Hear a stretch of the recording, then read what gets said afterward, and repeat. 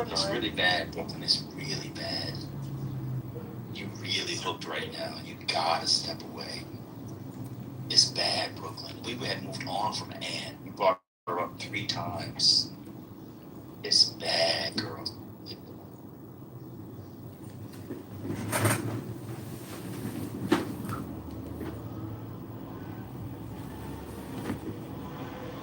Did we talk about the Trump slush fund that's being created? What's a Did y'all slush? just? I hear slushies. I think of ices. This says ABC News reported. Me too, a slushie. Now I want one, First Lady. Right. ABC News reported that Trump is expected to drop his $10 billion lawsuit against the Internal Revenue Service in exchange for the creation of the $1.776 billion fund to be used to individuals who claim they were wrongly targeted by the Biden administration. What the hell? Wow. The fuck? Wow. This damn man. Just Jesus Christ. So this article. I mean, well, let's dig in. Let's see what was problematic. I know what it sounds like on the surface, but let's look at it closely. Go ahead. What did it say? Yeah, it says top Democrat on the House Judiciary Committee on Sunday blasted the potential fund to compensate allies of President Donald Trump, calling it a political slush fund that he said is illegal and unconstitutional. Only Congress has the power to appropriate money. Congress never voted on creating this $1.7 billion political slush fund at the Department of Justice, and Congress would never pass that, Jamie Raskin said. Oh my God. Can this actually be done, y'all? I don't know, but I'm glad you read that. Because what Congress saying about the money. Like, where is he? So, but wait a minute. He's saying that he's going to drop the lawsuit. So he's saying pay me separately, and then I'll take that money and then give it to the IRS. Yeah. The IRS can pay the people out. Yeah. Isn't it? Oh my God. What? He trying to bring his own money to pay stuff off. Oh my God. How is MAGA going to defend this? I just told you because he's suing them. He's saying, I'm willing to drop it, but take that money and pay back the people who were impacted by Biden. What's the thing on Biden? Yeah, it says that your mama says that's not what it's. This explains more in detail.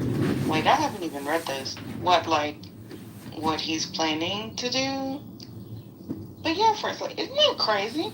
Did we hear about this? Well, man, she said that's not what it is. So what part is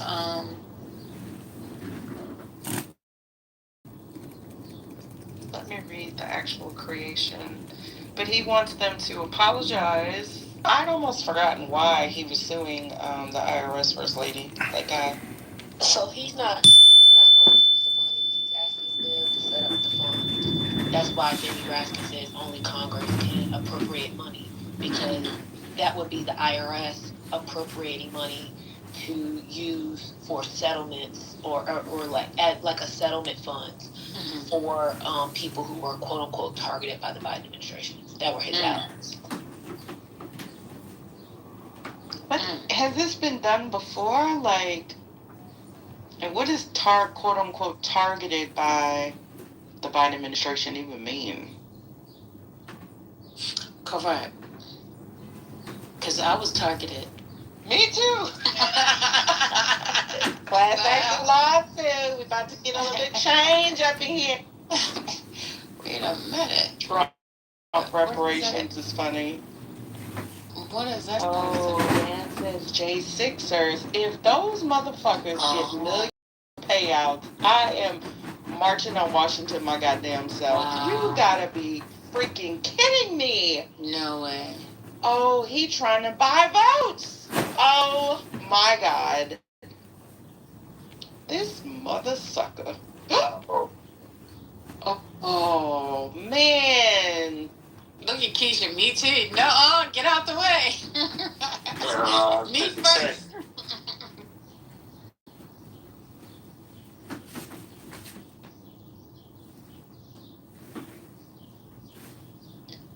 implications of this would just be insane. I can't imagine that they are going to allow this to happen. Like, can he demand that? Well, we gotta see how they're gonna go about doing it. I mean, clearly the way things have been, everybody would say no, but who knows what they've got in the background. So I don't know. That's what the article says. Well, They would have the authority, which could be brought by the nearly 1,600 individuals charged in connection to the J6 attacks. So Banna's correct. oh Lord. Raskin said compensating the now pardoned J6 rioters will be a violation. If he gave those motherfuckers $1 million each, that's the amount. Oh my God. What? Just when you think that this man can't do anything else. And word out my mouth is wild. That's because I was just being quiet earlier. This just really, I'm sorry. I need to touch grass. This has pissed me so much off. Jesus Christ. Just the fact that it's being discussed, though. Just the fact that he's suing the IRS. I haven't really gotten into by anything Trump has done in a while, because I said that I was just going to, chill on that. Run up your blood pressure. As Omari pointed out, I'm a big girl. I got to monitor my blood pressure. I'm a black woman in America. I just cannot believe this. I mean, he was suing them for $10 billion, P.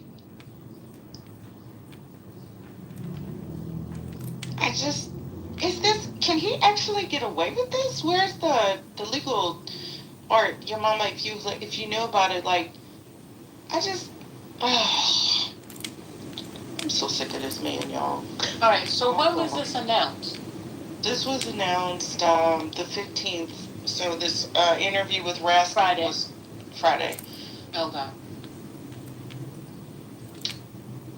Okay. So on Friday, this came out. But because, everybody's paying attention to China,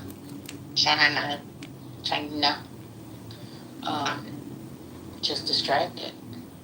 And it hasn't been done. It's not finalized. Right. It's just he requested to be done. It's a settlement. So, Calling this out. yeah, okay. Requested a settlement. But Yeah. so What okay. impact So do you has guys think that has on the everyday American? Like I shouldn't be upset about it. What real world impact does something like that have? Well, one real world impact is that it corrupts our institutions. So the IRS is paying presidents, political allies, and supporters. Where do you think the $1.7 billion is going to come from? The couch? I mean, also, this sets a crazy precedent. So if he wants violence come election time, he can say, yeah, I compensated my people the last time they were violent, disrupted government institutions, etc. So go ahead and do your dirt so we can get you paid this time around. Crazy. And look at this, y'all. The settlement terms are expected to prohibit Trump from directly receiving payments related to those 3 legal claims. However, entities associated with Trump are not explicitly barred from filing additional claims. This. Oh. He got 50 million in 11 goddamn entities. People don't have to feel the effects of things for it to be bad for the country, for democracy, for the constitutional order, etc. I probably wouldn't feel the effects of a president being bribed to do lots of other things, but doesn't mean president should be bribed. So I don't understand the question. Well, I guess where I was getting at is if this is something that I think you guys' answers are fine, but I think that there's more things that's happening that has actual effect on pretty much the entire country that Trump is doing, that and you will become a being capable of existing in non-solidity. Thing right here, and I don't think that it means that the IRS is corrupt. I don't think he needs to corrupt it. Okay. So the one was quiet, and Reform just read a news item, sir. We talk about those things all the time. But again, people come in once a week, once 2 weeks. If you don't talk about the things that they want you to talk about the way they want them to talk about it, then the shit you talk about is not. I mean, come on, bro. This is insane. The lady did it. It was quiet in here. She just read a news item. The other day they was talking about Jamal Bryant's wife's dress. You watch a movie. The Michael movie came out. They was talking about. We're not allowed to talk about that either because it doesn't affect everyday Americans. Like, what's going on? These kind of conversations are so. This kind of comments are so pseudo. It definitely impacts. I mean, this shit is. If this shit goes through, it definitely has an impact on everybody. Whatever. Yeah, I mean, we could say that about practically anything. Somebody could say, well, does it impact me if Trump is going to China? I don't understand. And clearly, and Kenny, honestly, I'm surprised that you were a Trump supporter. I had no idea. You should listen to these people speak. You can always tell. I mean, I don't care. If my neighbor's down the street with abortion, that doesn't affect me. So I guess I shouldn't care about abortion. We shouldn't discuss it. Right. And the average American is concerned about this. Like, how is this okay? It's not okay that a sitting president of the United States is suing the IRS for $10 billion. Did you know that he was suing the federal government in 3 lawsuits at least? Did you know that? Yeah, I don't think that that's a problem though. You don't think it's a problem that a sitting U.S. president is literally suing his own administration? You don't think that's a problem?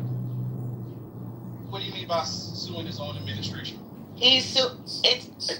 Okay, I'm done. Well, no, the reason I said that is because I thought it was a fact that his tax documents were in fact leaked by an IRS contractor. So they were. That is okay. So again, whether or not I think it's okay, I mean, I'm just talking about. It is a fact that something wrong, illegal is done to him. So because he's the president, something that's illegally done, he has to, because he's the president, just like bite the bullet. Is that the argument? Well, you can wait. Well, one, you could have done at the time before you were president, or you can wait. There's all kinds of things presidents can't do while president and after the presidency. Presidents can't drive. Like, what is bizarre? So how can you be impartial and chief executive of your own entity that you're trying to get $10 billion from? I'm actually kind of surprised by that question. He can sue when he's not the president. Why would the president sue an organization that he's the chief executive of? He does the hiring and firings of. He could have sued him in 2023, 2024. There's another hint and anher clue. I can't. I'm sorry. I was speaking. I couldn't hear what you said. What'd you say? Oh, I'm so sorry. I didn't mean. It's okay. Go ahead. It's fine. Did you complete your thought? Well, let me respond. Mara says, is it illegal? The legality of it suggests that it probably wouldn't go through, which is one reason why they're going to settlement. If you actually read about it, the parties can't sue themselves. Anyway, I don't know, man. Donald Trump can do all kinds of stuff, and people like Kenny, Omari, and others who voted for him can. Hunter Biden sells a painting and is corrupt because he's the president's son. He's suing an entity where he hires and fires the people. He can't wait to sue. Why? How can you have impartiality if you're the boss? So the people are going to go to the IRS. Who are going to be the lawyers for the IRS? DOJ? I think once you, This is just yeah, I was about to say something, so go ahead, Ambassador. I hope you don't mind. Once you a move like that, if you're in business and you injure yourself on your job and you are the CEO of the business and you do something underhanded in the midst of pursuing some economic gain or some profit, then you're actually done. That corporation is burnt completely out. Any insurance adjuster will tell you, you sue DC, you're not suing DC. Actually, you're suing the insurance company. And I'm very, very familiar with that procedure from my attorney, Dr. and Attorney Malik Sulu Shabazz, who schooled me on enough to say something about some of this. Once Donald Trump has been discovered of impropriety or some inappropriate function, including a potential derelict of duty or some form of public deception again, the drill, he'll either be removed. He knows that he's got to move things several times at the mic. We here in Washington really appreciate the eulogy for him. He's out of the casket, but we need the support of the people to put the remainder of the dead. In Islam, you have to put the dirt or just declare them dead, and a funeral service done called janazah. You have to place the dirt on it, awaiting the rest of America to place the dirt on. I think I've said enough at the mic. My associates, including Judge Al Green and John Lewis, who has passed, may God please bless him. He impeached Trump on the first day in office. A lot of people quick to forget that. He brought nearly it was more. Matter of fact, he had more than 1 million women, predominantly black women, on Capitol Hill today doing the eulogy of Donald Trump on the first election, if people remember correctly. It's just people that follow up with their congressperson. They don't fall in with John Lewis. They don't come in with Judge Al Green, Congressman, Congressional Representative Al Green of Texas, Harris County, Texas, down a little bit slightly below Houston. Sheila Jackson Lee attempted the same thing to tell you those messages. The public didn't chime in behind John Lewis and Sheila Jackson Lee and John Conyers and others. They tried to follow. And didn't you let them die without getting the political substance? The juice, their journey, you don't use that juice skillfully and effectively against their point. If you saw them doing it, then naturally, if you were with them, then certainly you should be doing at least something that they were doing to indicate that the good holy book Quran says that they don't die. Don't speak of good service as dead. Nay, no, they living. But yet you perceive not. You don't treat them as a living document for reparations. Don't treat them as a man. Yes, I'm trying to impeach you, sir. Even Betty Thompson preached the funeral at the goddamn impeachment himself. We didn't get behind. So we're not All right, Uncle, you say you were releasing the mic. And ma'am, yeah, I'll release the mic, but we're just not following with our own congressional representatives.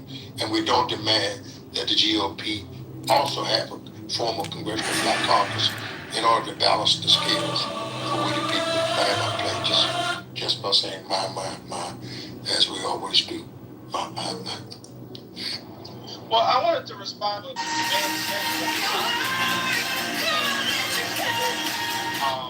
in any way, shape, or form, and I don't think I was arguing, that either. I do think that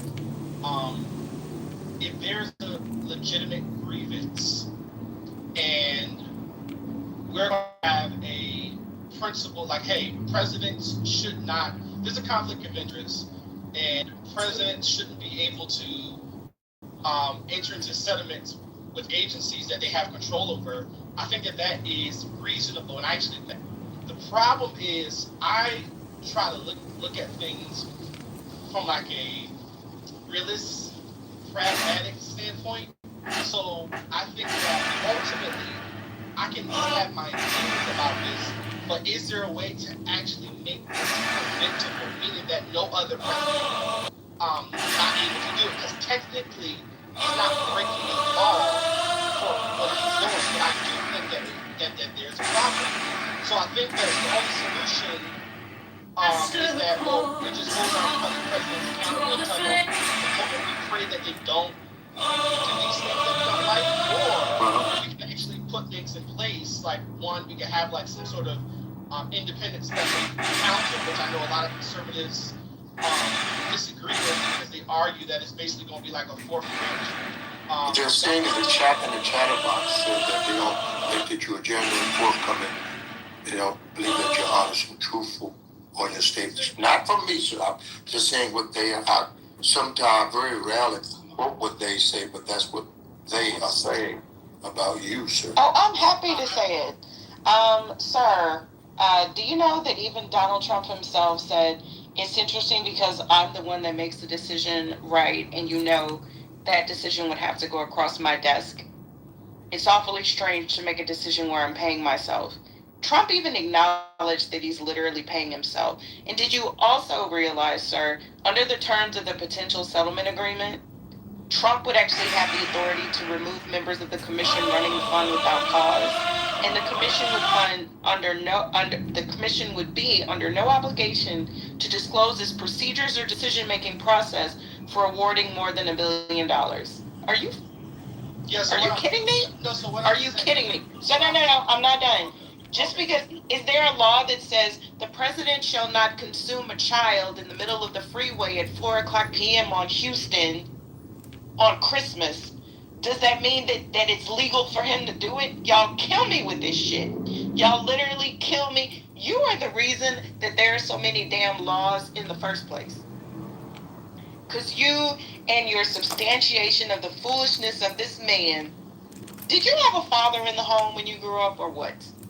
Okay, Did the white person take you in as an orphan or something? I'm sorry, First Lady, I'm sorry. I retract that last statement. I retract that last statement. The point is that this, is it legal? Is it legal? Y'all would have been the people sitting around saying slavery was right because it was legal at the time. Like, where do y'all get this from? Where do y'all get this from? It is highly unethical. It is unprecedented. It should piss everybody off, because I just don't understand how you're trying to substantiate what is going on. First, you tried to say it wasn't a big deal because it shouldn't impact the average American. Then you tried to say that as average Americans, we should be worried about other things that should be more prominent or concerning that Trump is doing. Then you tried to say, well, is it illegal? Now you're trying to say, oh, we should prevent it from happening, but it's okay that it's happening now? Brother, you all over the goddamn place.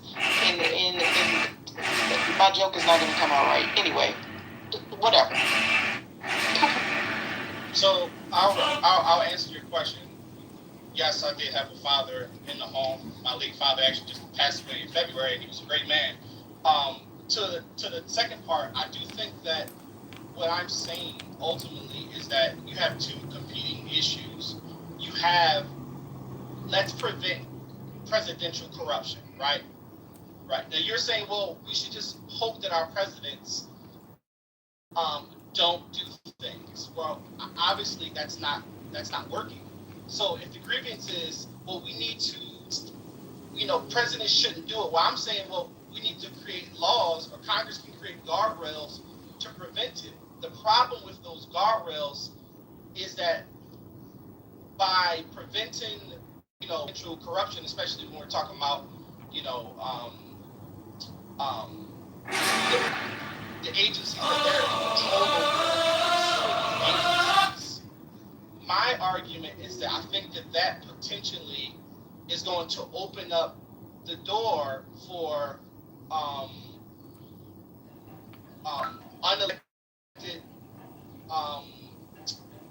unelected bureaucracies enter into a space where they're unaccountable themselves. So I think ultimately, I actually don't really know how to feel about this issue. I mean, I don't like that he's suing the IRS, obviously, but I don't really care about that. I'm more practically, okay, am I serious enough about it to where I think something should be done? And it can't just be, well, he should stop. Should we appeal to Congress and say, like, there should be laws preventing this from happening? Are you saying, sir, that Mom and them is not allowed you to play with the big boy until after you were 21?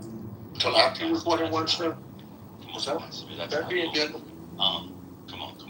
So, Kenny, when did you learn about this? When I learned about what? What are you talking about?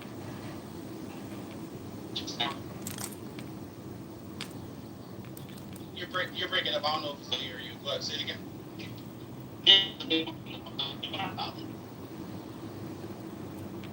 Bit of a matrix. Yeah, I don't know. You're breaking up. I don't know what you're saying. When did you learn about the topic? When did I learn about the fact that he's suing the IRS? Yeah, no, the settlement. Oh, the settlement thing. Oh, I just heard that today. Okay. So let me ask you a question. Who are the parties in the suit? Well, I would assume the IRS is one of the parties. Okay, I don't know why I'm doing this like this. So there's a concept when people sue each other, they have to be in what's called adverse relationship. So if you go on Judge Joe Mathis, although it's not really court, you're in an adverse relationship with somebody. Donald Trump is not in an adverse relationship with himself because he'd be suing himself and defending against himself. Do people understand that? Did you get that point, young man? Do you understand? Like being in an adverse relationship. So before we even talk about whether or not Congress passes a law, because you were saying, oh, we don't know if it's legal, but it's not. It's legal. I guess you were saying. Well, I don't want to say what you were saying. I don't say exactly what you say. Word for say that I'm being bad faith. In fact, let me not even speak to Kenny. Let me just make a general point. I just got to stop speaking to people because people get annoyed at me when I speak to them. The point is that no one knows what this would have been because he would be suing himself and defending against himself. That's the problem. Otherwise, if you allow this, what would stop presidents from doing this all the time? Or other people. That's why you can't sue yourself. But hey, if it doesn't affect the everyday person, then it doesn't matter. Murder up the street. There was a murder in Chicago last night. Didn't affect me. Doesn't matter. Doesn't matter. There are children hungry all over. My children are well fed. Doesn't affect the everyday person. Doesn't matter. There are 700 some homeless people in California people want to talk about. Doesn't affect that regular person outside of California. Doesn't matter. So we can only have conversations based off things. So that basically I guess that would be gas. We can only talk about gas, I guess. And maybe food prices. Maybe. Doesn't matter. In the short and long of it, you certainly can't quadruplize or quadruply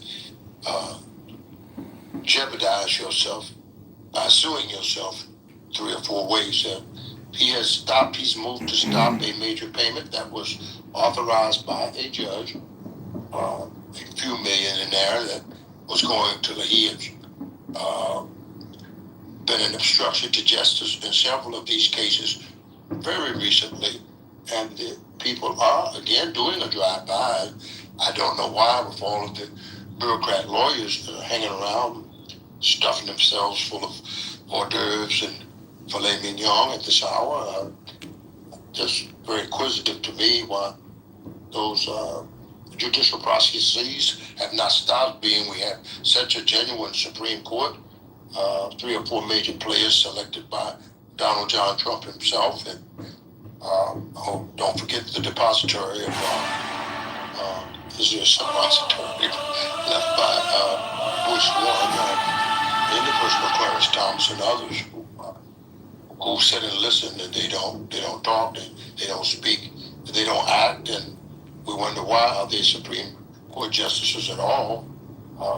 Actually, he's made the point very clear. You cannot sue yourself in anybody's court of law and bring this much weight to the table in a lawsuit such as you have to prevent from paying taxes or paying your bills or paying as being caught liable of a lawsuit, paying your bills to do your own personal housekeeping is not the purpose of the Supreme Court, the local courts, your Solicitor General, or any other valuable person around this judicial system. As I land my plane on the facts, as we all know them, just by saying my.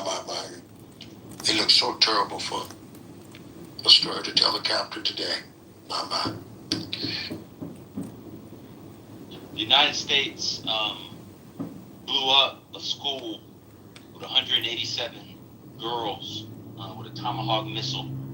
Didn't affect the common person in America. Doesn't matter. Just give them the 1.7 billion. And the crazy thing about the settlement is that it wouldn't go to him. In a strange way, I would feel better if it did go to him as opposed to what they're trying to set up. I mean, I would feel best if it went to court and the courts solved this issue. Now, the court will probably have to sign off on a settlement, so they'll probably be involved. I don't think this is going to go through, to be honest with you. I don't think it's going to go through. But, hey, if it does go through and it didn't affect the everyday person, it doesn't matter. You know, who cares? There was a recall on food. Most people don't eat that food. It doesn't matter. Let the people get salmonella and die. It doesn't affect the everyday person. So it doesn't matter. Let's talk about something, according to Kenny, that affects the everyday person. So we should change the subject. Kenny, would you like to offer the topic of the room a topic that affects the everyday person, since this one doesn't matter? Yeah, I think we should definitely get up for this topic because. What you got? I think that. How do you guys feel about feminism? That doesn't affect the everyday person. How I feel about feminism, it doesn't matter. Really? How does it affect the everyday person? How I feel. You asked me what I felt about it. How I feel about it doesn't affect the everyday person. So it doesn't. Yeah, I'm actually like, can you prove that? How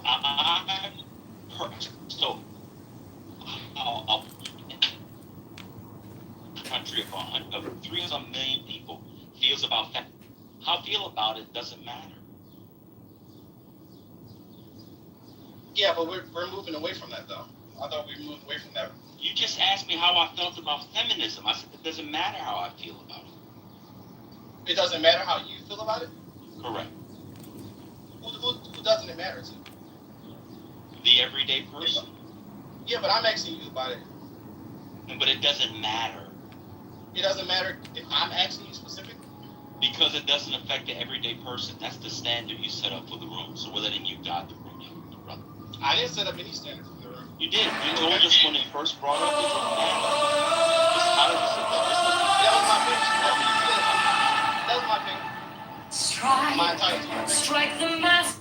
Not only are you entitled to it, we're using it as a guiding principle for the conversation. Are you listening? Yeah, obviously, you're entitled to your opinion. I'm following your lead. You're a strong black man. You believe in the black family and the black woman should submit. So we're going to follow your lead. Some men need to submit to other black men. So we're following your lead. What topic you got? I actually don't believe that. I don't know. Okay. I know you don't know me, and I know that's what you've been doing pretty much since I've been in there. I got you. Hold on. Follow my lead. No, you just said you don't believe in that, so we're not going to follow you. No, I said women. I do believe you should follow my lead, though. So follow my lead like you said you was going to do. Okay, or you're going to contradict yourself. Okay, thank you. Go back to me. No. Okay, yeah, I know you're not. Cause now, okay, so like I said, I actually don't believe that. I don't teach that. I actually teach the complete opposite. Now, you probably believe that yourself, and that's why you're projecting that on me. But I don't teach that men should lead the home. And I don't even believe the Bible teaches that, by the way. Okay. You got something else? You want to try to project on me? No, I think you're an idiot, Kenny. I'm gonna be honest. I know you do. Well, you should have said that from the beginning. I didn't think you were an idiot. You were pretending. No, you were pretending. No. You were pretending. Yes, you were. I didn't think you were. May I respond, sir? May I respond? No. I want you to go back on mute because you said you were going to follow my lead. So go back on mute. You, from the moment I came on this stage, you pretended as if you wanted to have some sort of intellectual conversation, when really what you wanted to do was project something on me. And you just did that by alluding that I believe, or that I posit, that women should submit to men, when that's not even what I teach. And all of my opponents on this app know that, and I argue with them every single day. Now you can speak. Thank you, Kenny, sir, leader, submission lord, smart man. So I did not bring you up to have an intellectual conversation. We don't really do intellectual conversations on Clubhouse. There are no intellectuals on here. Maybe there's a hidden one. Maybe Steve Crew.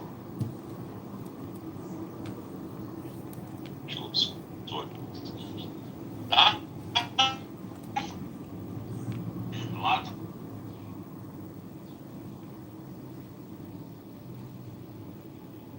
the room was dull.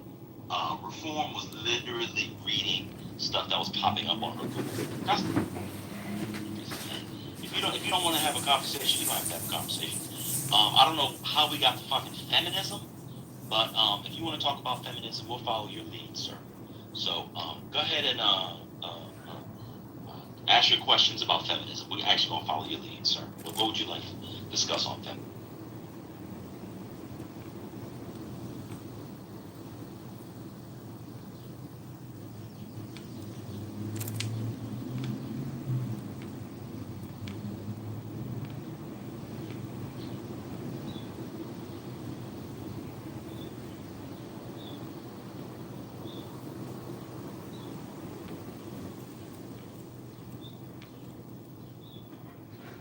Is somebody speaking? No. Okay, leader Kenny, my leader Kenny wants to know what you all think about feminism. Because there's everyone's a lot of things. We can't talk about, possible presidential corruption, millions of dollars in tax dollars, how people that got pardoned for Trump, they're pardoning. We can't talk about. Go ahead, Mike. Who wants to say something about feminism?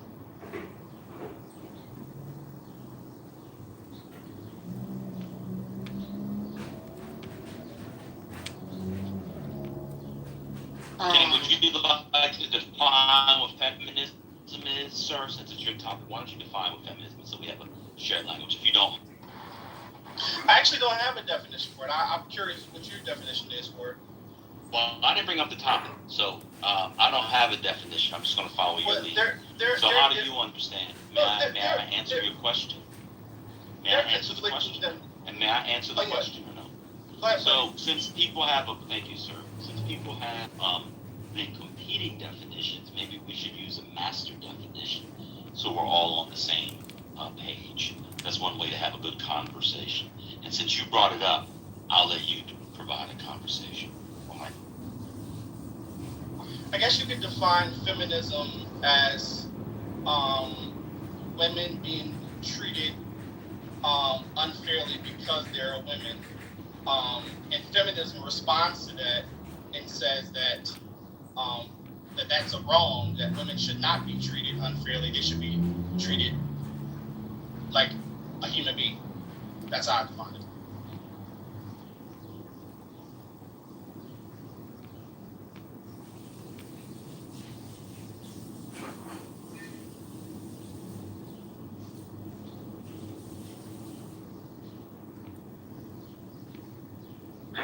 Any response? He wants to know how we feel about that definition.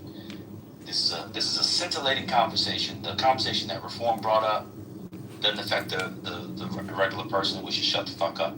So this is a scintillating and tantalizing topic and And he gave a definition of feminism that even Wollstonecraft herself would be proud of. Thank you, Kenny. Would anybody like to discuss this wonderful and important topic that Kenny, the teacher, brought up? Because remember, he teaches. You're doing a great job moderating, too. Good job. Thank you very much. Hello, everyone. Sorry to interrupt you guys. Ben was talking about very important thing about daily life. I'm sorry, Kenny. No one cares about Kim Kardashian beating your ass every day. We need to hear something. That the fucking gas is $6 here. What the hell are we talking about? He was really talking about a very important thing, and you're curious about feminism. I don't give a fuck. There's a ton of gay people. They are fucking each other in the ass. I'm sorry to be very clear. They don't give a fuck about feminism.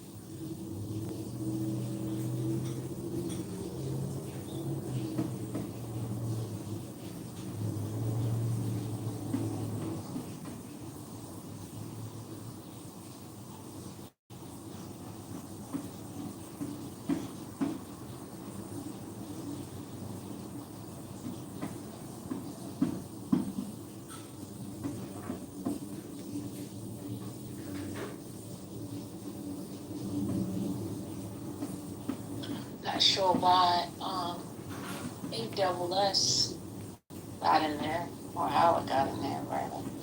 But just gonna go in by that. So yeah, you suggested something, it didn't work.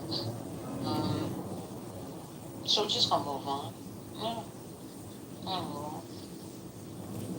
Wait, first lady Cool. is there? Yeah, I'm here. And can y'all hear me? Am I breaking up? Lady? I'm here. Am I breaking up? I'm sorry. No, you are not. Just that. Can you hear me, First Lady? I can now. Okay. So, First Lady, you're saying that the man that told us our conversation was shiz, because it didn't affect their average person, the teacher, the man who teaches about households, even through the Bible, you mean to tell me he offered a topic and no one's interested in it? Is that what you're saying? Yeah, it Okay. appears to be that way. Okay. Oh, as you would say, okay. Okay. Can we now go back to presidential corruption and the fucking reason why we have the United States, in part because of corruption of the sovereign or the executive? Or does anyone want to talk about feminism with arguably the worst single definition of feminism I've ever heard in my life? I think everybody wants to finish what you were talking about and keep Kenny and Kim Kardashian alone. He said he can't conversation alone.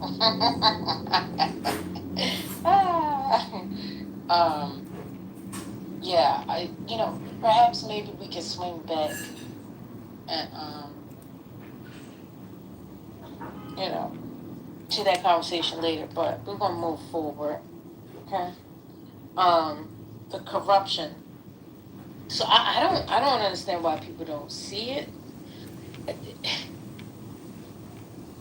Yes, he was done correctly. The real question is, why couldn't he wait another year and a half? Or sue before. He could have sued. He had a year and a half to sue before he got back in office. He specifically waited until he was in office. That's the issue. But I don't want to belabor the point because presidential corruption and the corruption of our government doesn't affect the average person. I'm going to pay for the $1.7 billion.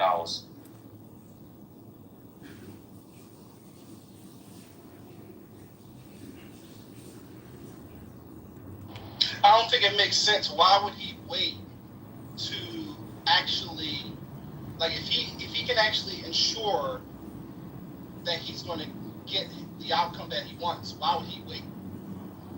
Like, if he actually wants to win the suit and he could be in control of the negotiation process because he's heading the executive branch, then why would he wait if his goal is to actually win? Right. So if he could do something, so as the head of our country, if he could do something illegal, unethical, immoral, and we don't know if it's illegal or not. Why wait? That's right. Why not be corrupt? Why not steal taxpayers' money? If you have the final say on it, and you the boss of the people who are going to give you the money, that's a great point. Why wait? We should have local officials do the same thing.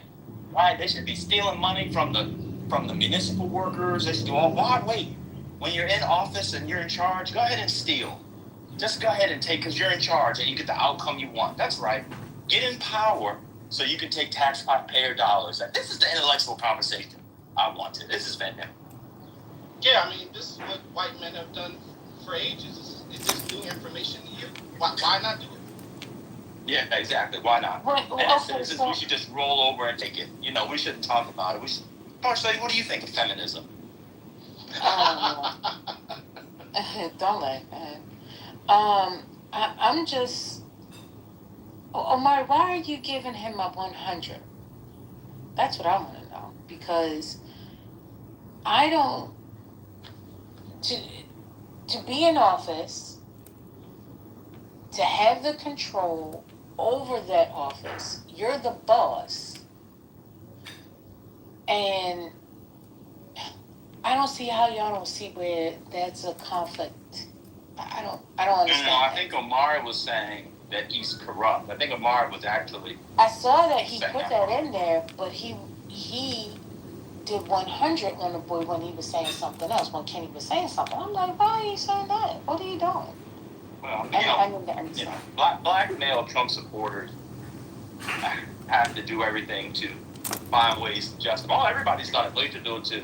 They have to normalize. Yeah, they have to normalize Trump. So they have to do it. Totem Pole is the only one with integrity so far that's really come through. I at least give him credit for it. Yeah, that's true. I'm still with it. You're breaking up, buddy. Is he breaking up for you? It doesn't matter either way. It does. Because Kenny, we can't hear you, Ken. Kenny, we couldn't hear what you said. I want to hear what you have to say. But is it possible, because when I'm sitting here and I've been listening, I haven't said anything, I haven't interrupted, I haven't did any reactions, nothing, zero. I'm doing different things. But I continuously hear you use the word opponent. Do you think this is a game? I want you to really think about that tonight when you lay your head down. Is this a game for you? Hold on. Mountain. This is for blacks. You're not welcome here, Mountain. You called me a nigger 4 times the other day. You were calling all of us niggers. You're not welcome here, brother. So you need to leave on your own, or they'll boot you. So you can do what you want to do. You call us all niggers. You didn't want to talk it. We were talking about. So you can either leave on your own, or we'll just boot you.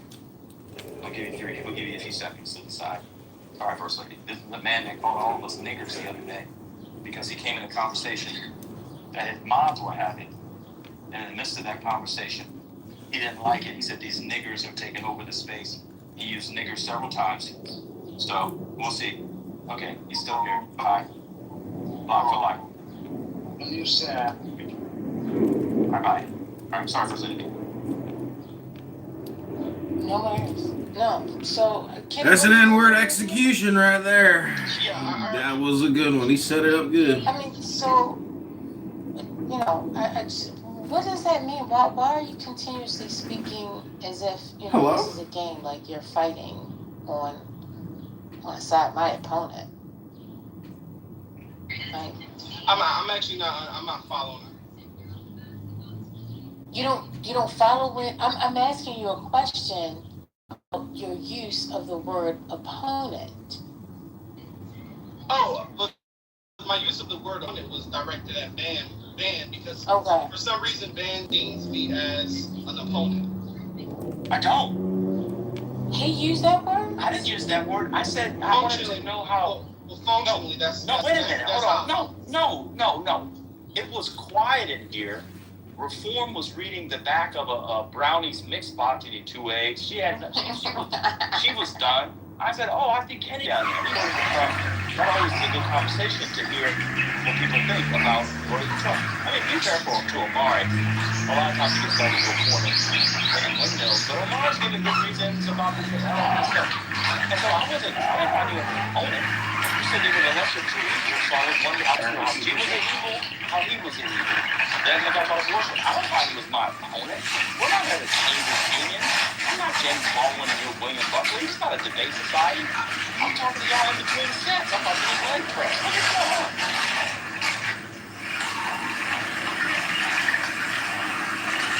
So yeah, the reason why I asked, because I just want to just, yeah, go ahead. I don't know how okay. Yeah, I'm on stage, but because he invited me and I'm respectful, whenever someone invites me on stage, I'm on stage. I'll have to be sharp and have a conversation. I felt as if Dan was not nuanced. When I pointed it out to him, he got offended and basically started saying, well, I'm not going to have a conversation. Okay, wait a minute, one So second. at that point, he isn't opposed to me. Oh, okay. Now, Okay. he can say, well, I don't think you're my opponent. Well, fuck you with this. That's what you're doing. So, regardless of that, I think that I don't think this is game. I think you should be very serious. But I respect you. Even so, I'm going to throw back.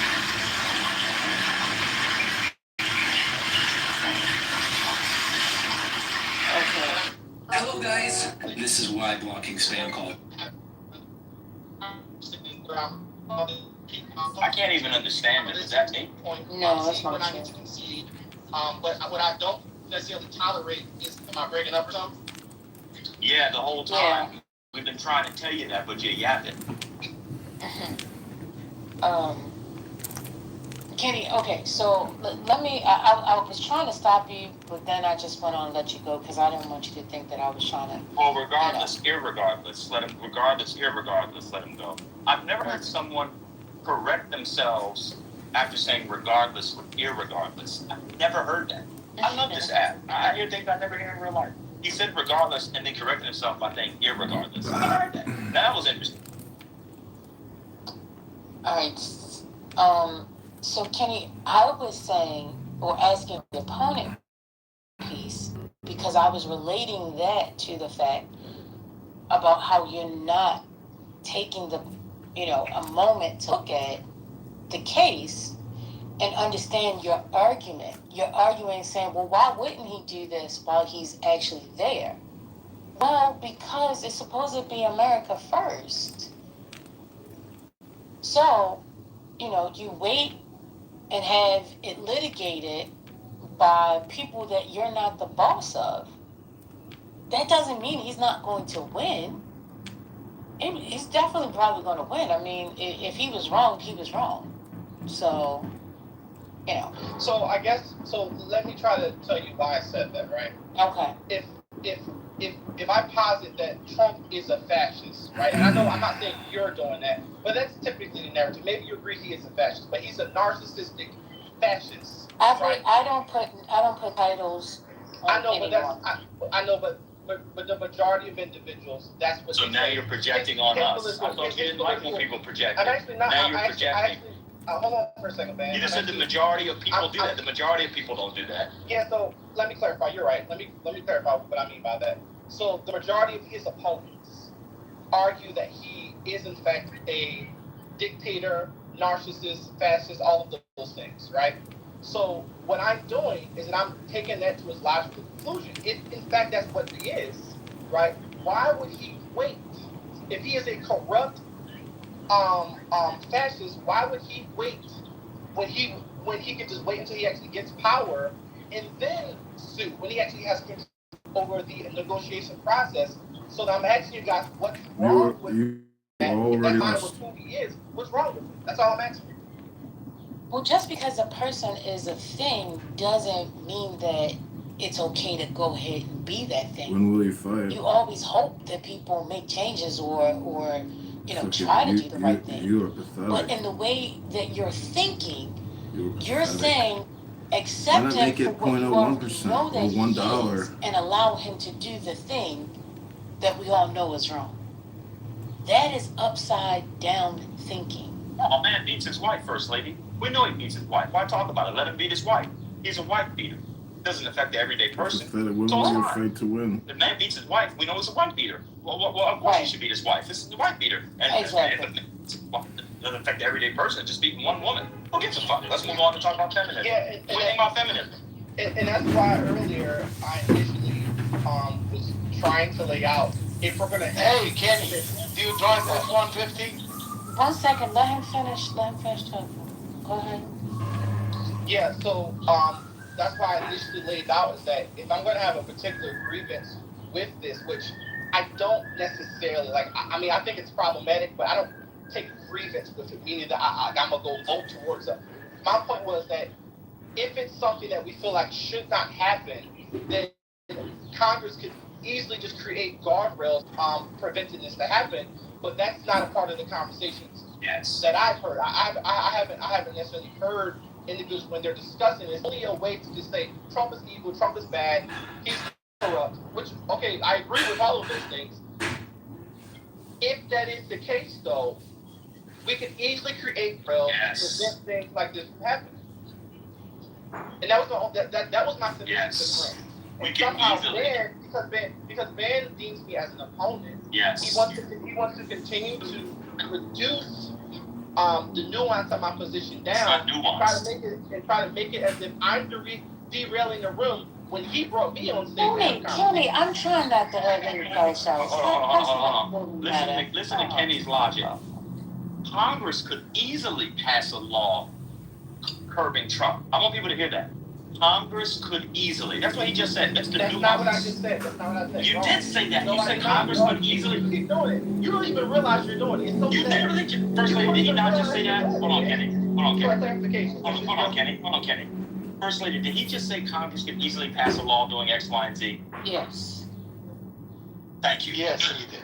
That's not what I said. Yes, you did. I said Congress. Okay, well maybe he meant something else. Let's just hear him. That's what he said. Okay, is that what he said or not? That is what he said. Thank you. It sounds like he wants to say something. That's not the interpretation he was trying to give. Go ahead, Ken. Yeah, so that's actually not what I said, guys. I didn't mention anything about Congress passing a law to curb Trump. Congress can't do anything at this point to curb Trump. They really can't. What I was saying is that there's an issue in regards to the argument is Congress could introduce guardrails to prevent these types of things from happening. Conservatives argue, but this is the actual argument from conservatives. If Congress were to do something like this, all it would do is create a fourth branch of government. That's what I said earlier. And because Ben, Wait a minute, slow down. There you go. There you go. Slow down. Yeah. Slow down. Let's just stick to the. You just said it again. No, it's okay. You guys are missing it. Okay, all right. One more time for me, because I'm slow. Go on. Trump is already suing the IRS. Yes. He's already president. So what I'm referring to is in the future, not right now, because Trump's already doing it. Okay, he's already in control of the executive right now. I'm saying to prevent things like this from happening, not to curb Trump, to prevent things like this from happening in the future. Congress could introduce guardrails. That's what I said. Nothing about Trump, because Ben again. Okay, but Kenny, stop doing the meta. Stop doing. I'm sorry. I want him to crash out. That's why I keep going. I know, but why? because it's fun. I'm having fun. Okay. Hold on. What does that mean? Congress would introduce guardrails, and if it's not a law. And then the second question is, what would the fourth branch of government that conservatives say that will be created from said guardrails? I don't even know what that means. Break that down. That makes absolutely no sense. Sure, I can explain it to you, man. Go ahead. Okay, so do them one at a time. I can't understand it. Is that just me? No, you're breaking up. Explain the guardrails that Congress could create, and how do they create it? Sure. One, you could require an independent special counsel or some sort of federal judge to approve settlements involving a sitting president, right? That could be one potential guardrail. A second goal, you could straight up ban presidents from financially benefiting from settlements that are being negotiated while they are in control of the executive. Irregardless of any of those things, the argument from conservatives is that that is a fourth branch. It's going to have a fourth branch problem because all of these individuals would be unelected bureaucrats essentially. And my point is, if I were to take the position that, hey, this is wrong and we should prevent not just Trump, but every president from ever being able to do something like this, regardless if they have a grievance or not, they should be able to do something like this, then I believe that you have to be on the side of, hey, Congress should introduce what I just laid out. Okay. How is a federal judge a fourth branch? So of the people he named, federal judges were one of them. How would that be a fourth branch? And why would conservatives be upset with federal judges doing things when federal judges are quite literally Article 3 of the Constitution? That doesn't even make any sense. Secondly, on the independent counsel, there's already laws on the books regarding independent counsel. Thirdly, depending on the settlement, there's already laws that judges have to approve of them. Irregardless, it doesn't make any sense to me. It's all Greek to me, as Casca says. I don't know, man. People swear they know what they're talking about, and it's hard to have conversations with people who suggest that federal judges would be a fourth branch of government. They're quite literally in the Constitution in Article 3. I don't even understand. Irregardless, that makes no sense. I don't know, First Lady. I'm not going to crash. I got 10 seconds left before my next set. I'm going to use every 10 seconds. I got 5 seconds left. I'm going to just say irregardless until I'm done. Irregardless, irregardless, irregardless, irregardless, irregardless, irregardless, irregardless. Hush.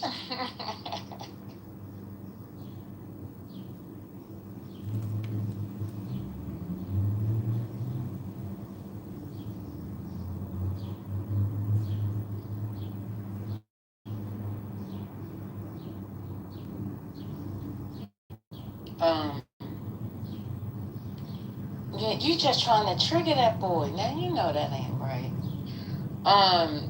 Kenny, did you want to respond? No, because he didn't. I mean, I don't disagree with anything he said. He wasn't arguing against my point. I said conservatives. I said conservatives argue that it's a fourth branch. I agree that it's not a fourth branch. But that's what conservatives argue. Like that's what a lot of them look argue. Like I said, so I don't necessarily disagree with what he's saying. Again, the problem is that ultimately you have to take a side. Like you can. Okay, so you don't have to take a side. Let me rephrase that. You could just say, hey, what Trump is doing is wrong, and you can complain about it, right? In my opinion, I think that that's fine. I think complaining about it, stating your grievance, it's wrong, he's corrupt, et cetera, et cetera. I think that there's another side of a group of individuals who are saying, hey, we should prevent anyone from ever being able to do these things. Because if, in fact, he's doing it right now. He's doing it. We all agree that. But That's listen the to this. My point is that if we're going to have another layer of conversation that we can have that can be centered around, okay, is it imperative for Congress to prevent things like this from happening in the future? And I think that it is, because if they're going to argue and debate about it, I don't think it should just be centered around Trump is corrupt. I think it should be centered around, hey, this should be something that's possible. Well, let me just let you in on something. I need to rewind the tape because, people go about different ways to have conversations. When we were in the middle of having a conversation, you butted in and said, I don't think we need to be talking about this. You remember that? So, yeah, we can have the discussion. We can get to that, if in fact that is the idea. But part of the problem, and nobody's necessarily focusing on the corruption more than understanding that we're breaking laws and norms that we all have been used to. And once those things are, it's hard to go back to them. So you're saying, and what you're suggesting is, well, just go ahead and let him do it. Go ahead and let him do it. And then we'll fix it on the back end, right? That's what you're saying. That's your suggestion. No, that's Is not. that correct? No, that's not what I'm suggesting. I'm not. I'm saying, Okay. yeah, I'm speaking from a realistic. And not saying you guys aren't. I'm saying that he is doing it right now. He's going to continue to do it. So he is in fact suing. Okay, so you the said IRS. don't fight this battle. I'm not saying. Okay, hold on for a second. Okay, again, I don't know how much more clear I can make this. I'm not saying. I'm not sort of prescription for what everyone else should do. I am saying that what Trump is doing right now is that he is suing the IRS. I personally think that is a conflict of interest, and I believe that it should not be something that's able to happen. Now, am I willing to think that there should be guardrails that Congress imposes? I don't know. That's where I'm on the fence about it, because I don't know what that would necessarily look like. I know what the arguments have been for that I've heard when I've had conversations with Democrats. What they've said should what these guardrails should look like, but I don't know. I'm on the fence about it. I think that ultimately, if we're going to have agreements about it, it can't. I think it should be principle, and it shouldn't be Trump just centered at Trump. I think it should be a principle because hey, this is wrong. Presidents should not be allowed. Let's go back to feminism. What's the conflict of interest? I'm also curious. They should be able to take money from taxpayers. I don't even know what the. Could you describe what the conflict of interest is with? I mean, just as a principle, a party suing another party. What's the other party? So you're saying Trump is suing the IRS? Where's the conflict of interest? Okay, so is Trump in control of the executive? Is he not the one that's gonna? Is he not in control of the individuals that's going to be negotiating these things? You talking about like him having an attorney within the IRS? No. Okay. So is the IRS under Trump's fear? It's not a conflict of interest. He can sue personally. That has nothing to do with him sitting in office as an executive, and 9 times out of 10 he has an attorney. He's not pro se suing the IRS. What are you guys saying? I don't understand what y'all. No, that's actually not. Maybe we can put the.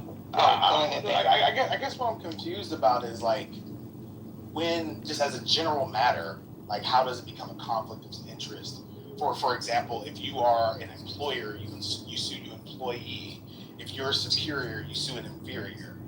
Just as a general matter, I'm just curious about what the conflict of interest would be, and how could a judge not resolve that conflict of interest? I'm gonna explain how. Wait, we're putting Black Freedom. Maybe you can get caught up with what's going on. So a judge has already ruled. Ben, can you explain it again? I haven't been following this particular matter, so. I'm confused. Adverse I'm confused. possession, not Wait, you're adverse. saying that this. Wait, you're saying the sitting wait, you don't see it. Wait, I'm not confused. Do you know the IRS, Trump versus the IRS? I'm not familiar. I haven't been following that litigation. I'm just curious about like the actual term of art and conflict of interest.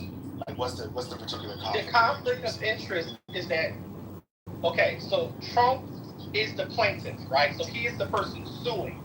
The IRS is a part of the executive. So we're talking about suing your own agency essentially within let's say the executive authority, right? Is that what you're referring to? Yeah. So the individuals that Trump is suing, right, are part of the executive branch, which Trump has control over, which means that the president he appoints all of the executive leadership. So that means the DOJ that's defending the government, like they're defending the government against the plaintiff, which is the person that put them in leadership. Do you not see the conflict of interest? No, I was. So you saying that the government can't sue the government? Wait, let me read this part, and then I'll put something for Black Freedom. So Trump is suing the IRS. He's trying to make a settlement. So the settlement is expected to stave off a concern raised by the judge overseeing his $10 billion lawsuit against the IRS, who has ordered Trump and the DOJ to justify by next week why the case should be able to proceed. In a ruling last month, U.S. District Judge Kathleen Williams questioned whether Trump and the defendants, the Treasury Department, and the IRS are sufficiently adverse for the case to proceed. This is her words. Moreover, although President Trump avers that he is bringing this lawsuit in his personal capacity, he is the sitting president, and his named adversaries are entities whose decisions are subject to his direction. Indeed, President Trump's own remarks about this matter acknowledge the unique dynamic of this litigation. Trump's words were in October, "It's interesting because I'm the one that makes the decision, right? And you know that decision would have to go across my desk. It's awfully strange to make a decision where I'm paying myself." So this is not theoretical. This is literally what's happening. But I'll put the article in the chat.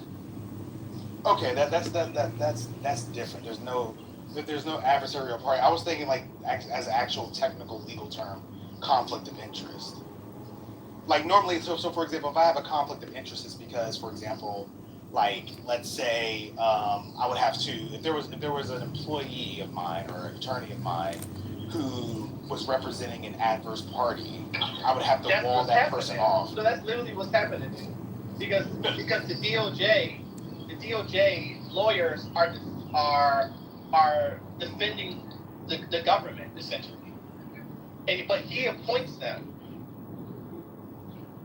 Yeah, I put the article in the chat on Black Freedom. If you're not familiar with it, it's actually a pretty big thing.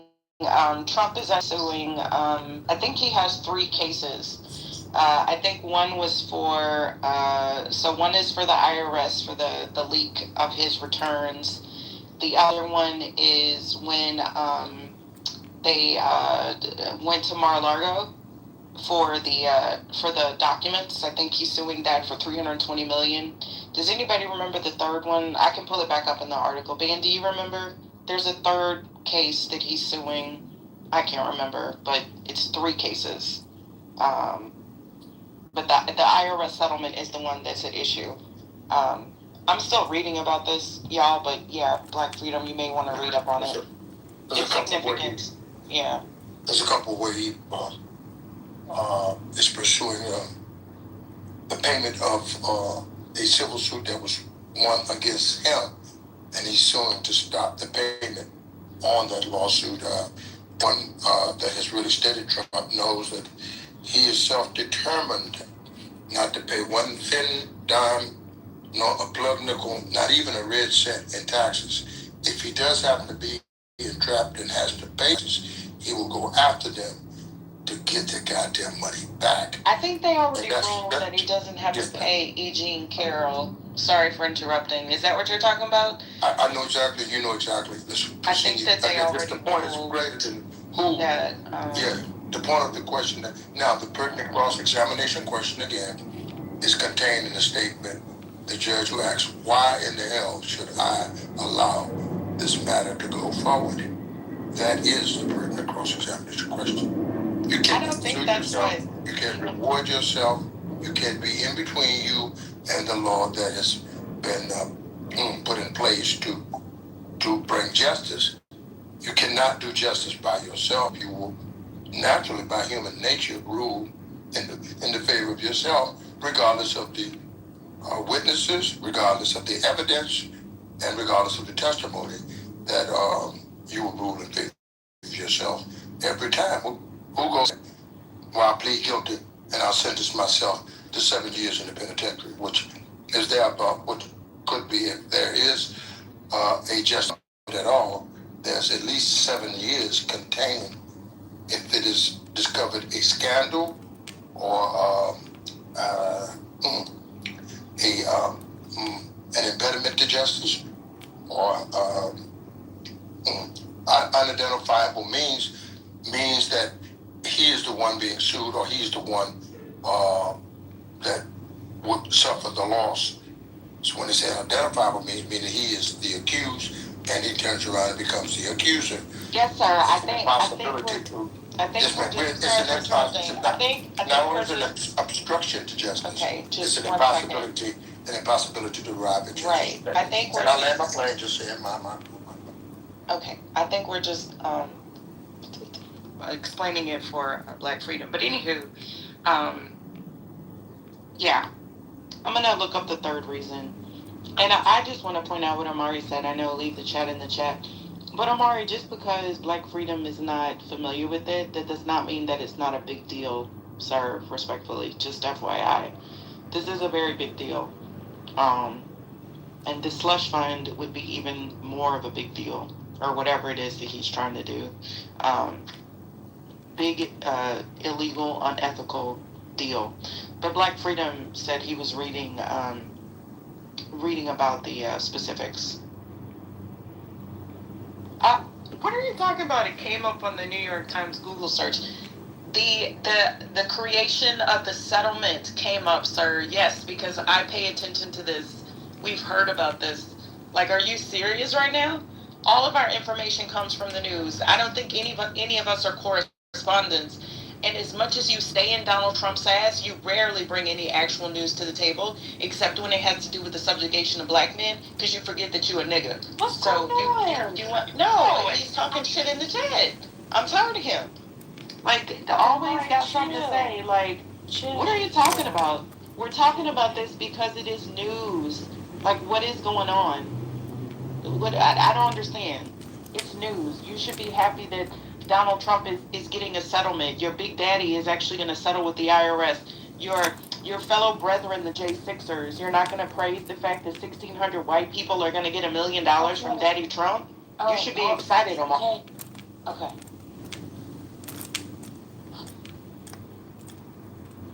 Not only is it slap No, in the face Uncle, of one justice, second, one second.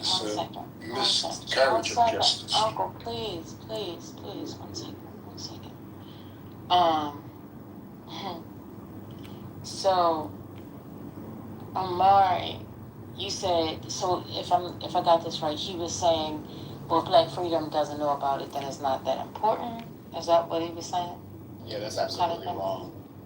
Okay. Yeah, I mean, I'm not familiar with the lawsuit, but what I will say is that again. Go ahead, my bad. He said it's a big deal, and he said a big deal on Clubhouse. And he said outside of Clubhouse. I said yes, it's big in the federal courts, and for those that care about the constitutional order of the United States. And he said a Clubhouse real lawyer didn't even follow this case. So yeah, he was saying because that he didn't follow the case, then it could be a big deal. Of course, it is a big deal because it has everything to do with adversarial interests, adversarial parties in court around the president, something that hadn't been worked out before. It literally goes to the relationship between the branches. It goes to the core of the Constitution and order. But it's a January 6th thing. And you have to remember, his homegirl got shot down. And so he's always on Trump's side of January 6th because they shot his homegirl down. Remember, that was Amari's friend, the girl that got killed. Right. Yeah. Well, the good news again, that it is in the hands of we the people. And if we the people decide to stop that goddamn case, it will be stopped. It's just you don't have enough self-determination. Ambassador, please. Well, I'm just saying, give the truth. If you don't want me to say the truth, it's fine. Look, don't say the truth. Stop talking. Don't say the truth. Fine. But again, the case can't be stopped. Well, it may not be a top story, but there wasn't a story that we wanted to talk about because we had already covered it. What are we doing? Chill back, chill out. Yeah, because right now, if we leave from this, there's nothing else to talk about, for real. So, I mean, I'm okay, First Lady. I forgot that I haven't eaten, so I'm going to go eat. But Omari, I follow news about the IRS, sir. I suggest that you do as well. But anywho, thank y'all for having the discussion. I did not realize that. So he's, maybe, Van, you look like you read a little bit more. So He's suggesting the settlement. Yeah, I saw that email. He's suggesting the settlement, but the case itself is still being litigated. Interesting. Well, the good news is this is not the evil of Kamala Harris. You know, she had an abortion policy. When people can have a personal responsibility and not have abortions, or you have a better economy, which leads to fewer abortions. But even though we know this guy's evil and corrupt, he was still the lesser of two evils. So that's a good thing to know, because we're in a war. 187 girls killed. Those girls don't matter because they're Iranian. War all over the world. Prices through the roof, got worse. Gas through the roof. But guess what? This is not as evil as Kamala Harris would have been, because she would have had an abortion policy that I don't know what the policy would have been, because presidents don't really seem to set abortion policy because they're now done at the state level. But hey, does it matter that Trump's abortions have gone up since the overturn of Roe? It's her policy that was evil. And that's the worst evil, right? Cutting food stamps and meals for Meals on Wheels, or cutting Medicaid to take care of the poor, which actually comes directly from Jesus' Sermon on the Mount, for those of you who know the Beatitudes. That, of course, was more evil. So her policies is more life-giving, but she was the evil one. It's because she's a black woman, and because she's a woman. We all know it. Everything she was going to do was more evil than this guy. Can't crash now. Got some more squats to get to. I'm done. The way that MAGA substantiates any and everything that Donald Trump does literally has to be studied. So Omari's supposition is now that it is a quote-unquote filler story. We literally have individuals come in here and talk about random counties all across the country that none of us live in, have been to, know a single person, and we talk about, Well, let's talk about this part of it. Because the downplaying. I think it's very dangerous for them to continuously downplay stuff like that, because it normalizes it. So I agree with you in regards to the downplaying. If in fact the thing is wrong, you gotta work on the thing that's wrong. You can't downplay it and say, "Oh well, it's just this." No, because then people think that you're accepting it, and then they do more, and then they do more and more and more. It just gets greater. So the more you ignore, the more you actually welcome it in this situation. So, yeah, you gotta stop downplaying it. It's not cool. Let's talk about feminism. What do you think about feminism first? Let's go to the topic that's really gonna affect people's day-to-day lives. What do you think about feminism? I don't know, child. I don't know. I don't, you know.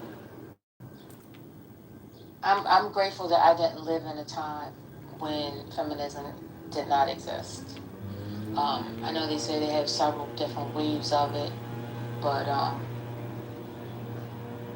don't know. How do you think Kamala Harris's policies are more evil than Trump's? Because remember, they were two evils. So, which one of her policies? Give us, a few policies of hers that are evil. I got 7 seconds for the next set. Opponent.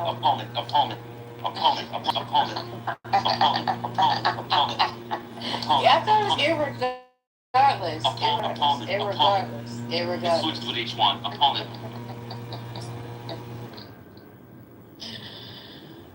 This guy's crazy. I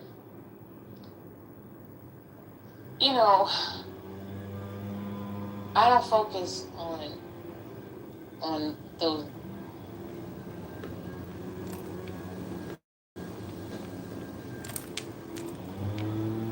Yeah, I don't know. That's my answer. I just know that it doesn't make sense for somebody to have a conversation about abortion and then not care about what's happening to the numbers in the present time. It's insane, isn't it? That's pretty weird. That's pretty weird. No, I'm the one that gets blamed for flattening nuance. So I'm talking about the material effects on the ground, which, if you're interested in abortion as an issue for you, it's not a normative concern. It's an applied one, right? But I'm the one that's not into the nuance. It's insane. So since we're back to my view now, I'm going to chime in here. So again, there's a difference between the number of something that happens and the legality behind it. So one side advocates for federal protections for abortion. The other side advocates that it goes back to the state. Both of those views to me are evil. Like Trump's view is evil. Kamala Harris's view is evil. Both of them are. Because in my opinion, the is federal abortion ban. So, but because I deem both of them are evil, I have to see which one of those are the lesser of two evils. A person that says federal legal protection for abortion, and the other one that says, hey, it should go back to the states. That was my position. What you did was say, well, under Trump, it's still more abortions happening. When that's, again, my principle of why I voted was on the basis of not how many, it's not like I voted for Trump, like, oh, abortion is going to go away now. The idea was, well, at least it's moving away from at least it being a legal right.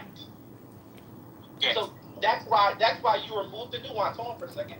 You did remove the nuance, and you actually just did it again. You never mentioned state and federal ban. The reason you're doing it is because you're my. You never mentioned federal and state bans before. No, moderator privilege. Hold on 1 second, brother. Hold on. Just to be fair to me. Hold on, Kenny. We're going to move you down. You never mentioned federal and state bans before. You never said federal state bans. Yes, I did. Come on. No, you didn't. Come on, man. Yeah, he doesn't tell the truth. There's no need to have a conversation. Kenny, what's going on, bro? You never mentioned federal and state bans. Wait a minute. Hold on. First lady, did he speak? What am I talking? No, you never said anything about. Hold on. First of all, speaking to policy. Okay, but let me answer. If you were speaking to legalities, I can't help let me answer or tell you. If you're speaking to legalities, shut the fuck up, yo. Shut up. If you're speaking to legalities, you would actually be speaking about Dobbs. You didn't mention Dobbs. You didn't mention a federal ban. You didn't mention federal protections or state protections. Okay? That happened in 2022. The election was in 2024. Okay? Opponent. Regardless. He's another dummy.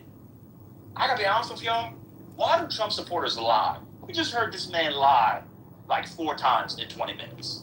At least. Did anybody hear him mention federal ban? No. Federal protection? He did not. No. Did y'all hear him say he did not say that Congress could easily pass? And then came right back and said he didn't say that? Come on, man. I think replays are silly because people, do weird stuff with them and chop and screw them and stuff. But I'm starting to reevaluate replays. He literally said Congress could easily pass X, Y, and Z. I didn't say that. Oh, I mentioned federal bans. He never mentioned federal bans, federal protections, or anything. He's an idiot.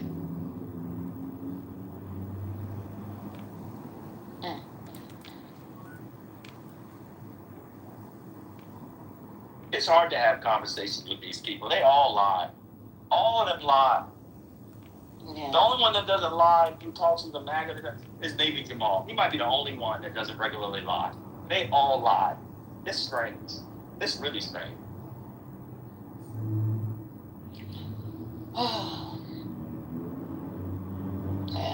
Well, I think the reason why he don't tell too many stories is because he's too busy bull crapping around. So. Well, he said he's a teacher. Oh, what? Kenny. Oh, I'm sorry. He said he teaches. He didn't say he was a teacher. Did you hear him? So I don't teach No. that. Didn't you hear that? No. That's I heard wild, you yo. calling him a teacher, but I wasn't paying attention when he said. Oh, when I said the thing about submission, he was like, "Oh, I don't answer that." People wanted to know what he taught. Yeah, he be scroll. You know, go back up because I don't lie. You can see it. That level of lying is insane. I never said Congress could easily pass a thing. And then he said, "There's a bunch of conservatives who would call it a fourth branch of government." He ain't named one. I talked to Democrats. Democrats have these guardrails, and I don't know about it. He ain't named one guardrail, one Democrat.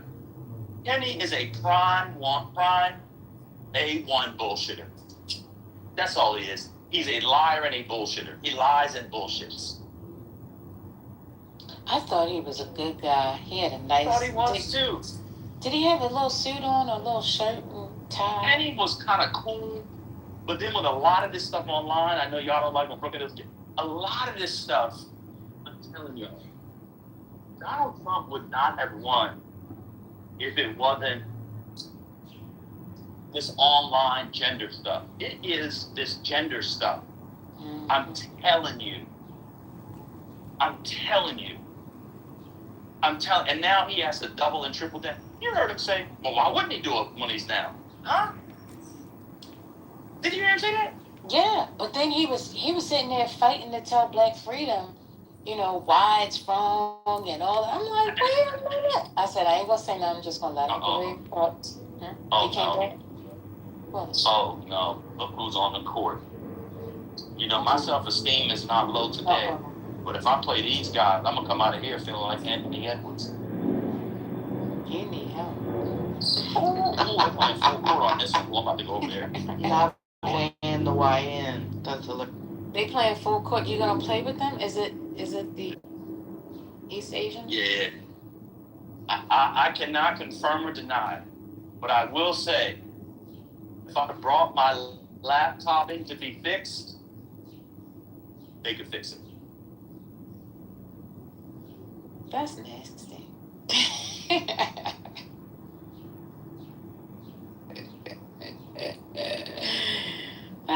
You play too much.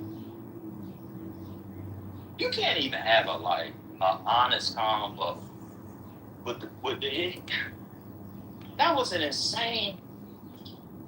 That man said he mentioned federal protection. That man never mentioned federal protection. I don't understand it. Jamal is the only one. I was wrong. I don't understand. You know why? You know why it is, don't you? Personally, you know why it is? No. I tell you what the problem is. No. They feel like it's racial betrayal. I think a lot of Black Trump supporters who said, let's try something different, like Democrat, and they see the bad effects on them and their communities and Black people generally. I really think they feel like race traitors, and this is how they deal with it. That's what I really believe. I really believe they'll know that Donald Trump is terrible and terrible for their communities, whatever that is, and they just can't bring themselves to admit it. Whatever that stage of grief is, and I don't know if that's the first stage, but they know it's bad, and so they get around people like me and you and others, and they're like, come on, man, and you want to actually, they just can't admit it. They feel like they're race traitors. I never heard a bunch of Black men going around talking about loving Donald Trump. This is the weirdest thing. What? This dude is 80 years long wig, and you defending him like he's your daddy. You a 50-year-old man in love with a president like that? That's crazy. Crazy. Well, okay, so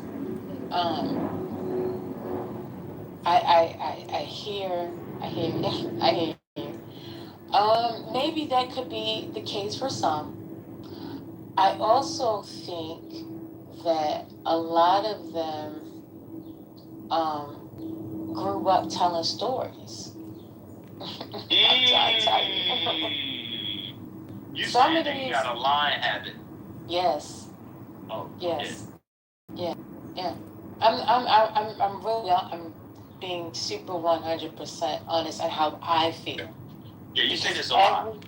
every time I speak with them, it's always, I gotta pull the truth out.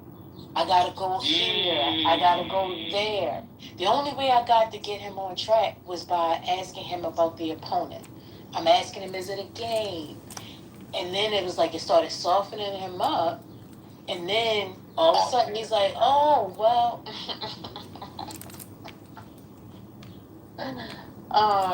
He's like, well, I didn't say it was, I'm not saying it is right. I'm not saying that. I'm just saying, why don't we focus and do this? Now he coming up with all these creative ideas. Why weren't you there a few minutes ago? So I think it's just the ability to come up with these stories and be able to tell them. Because all of them have the same talking points. And, some are very creative with the talking points. Some can't sell it as well.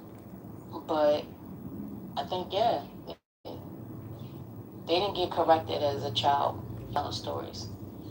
Or if they did get corrected, they just learned how to lie more. So that's my theory. I don't think people supported Obama this much. That's what's crazy to me. And I've noticed that, like, they will double down on defense. Like, where is Notorious?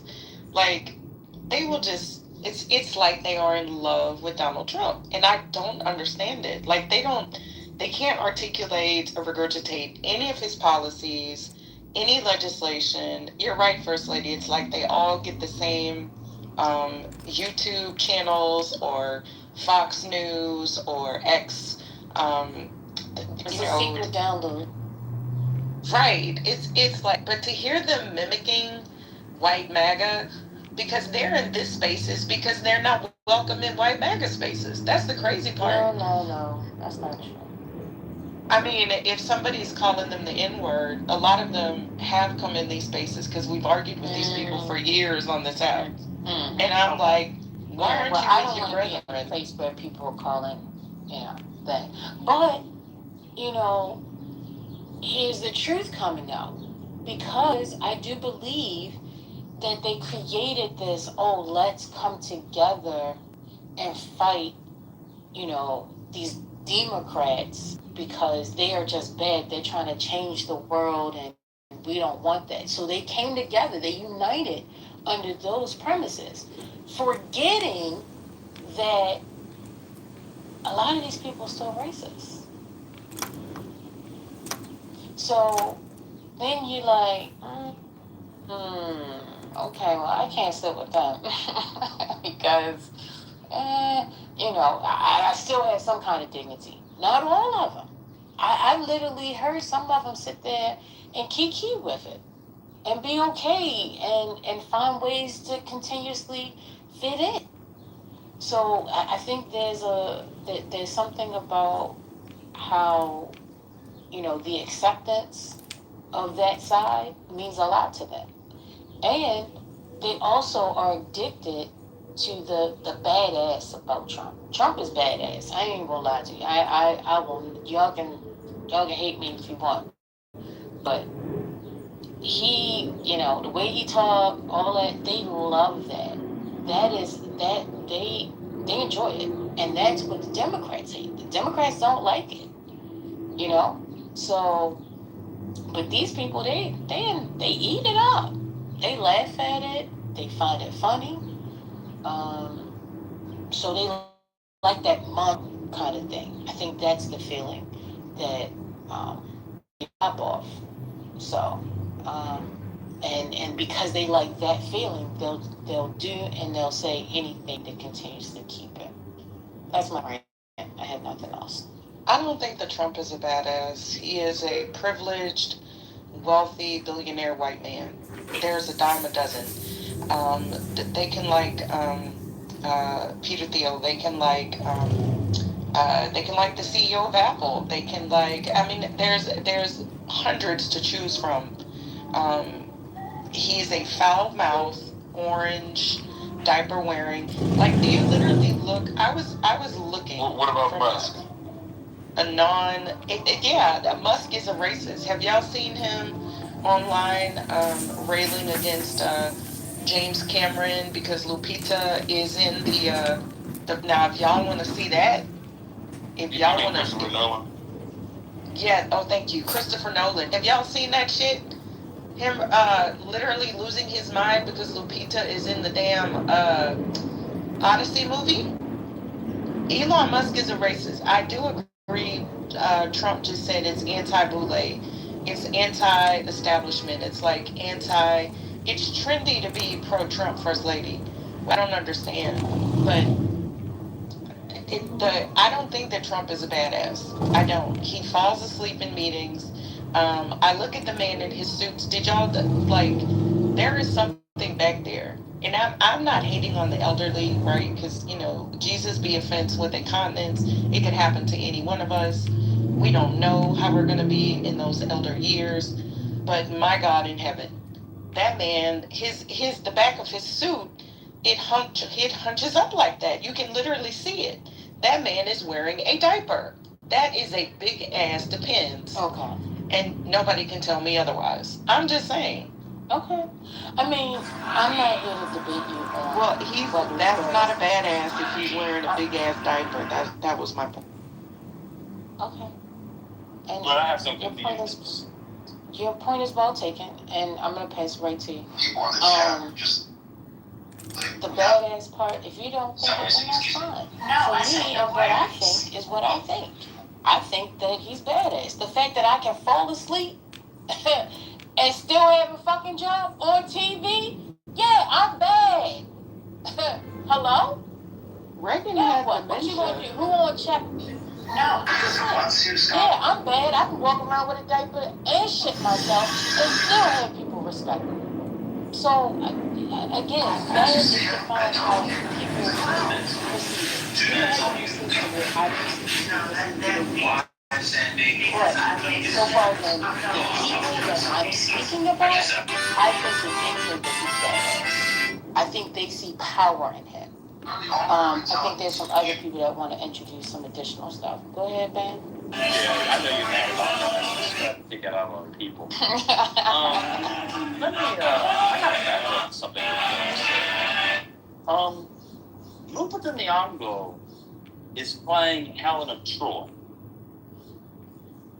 Helen of Troy is the daughter of Zeus.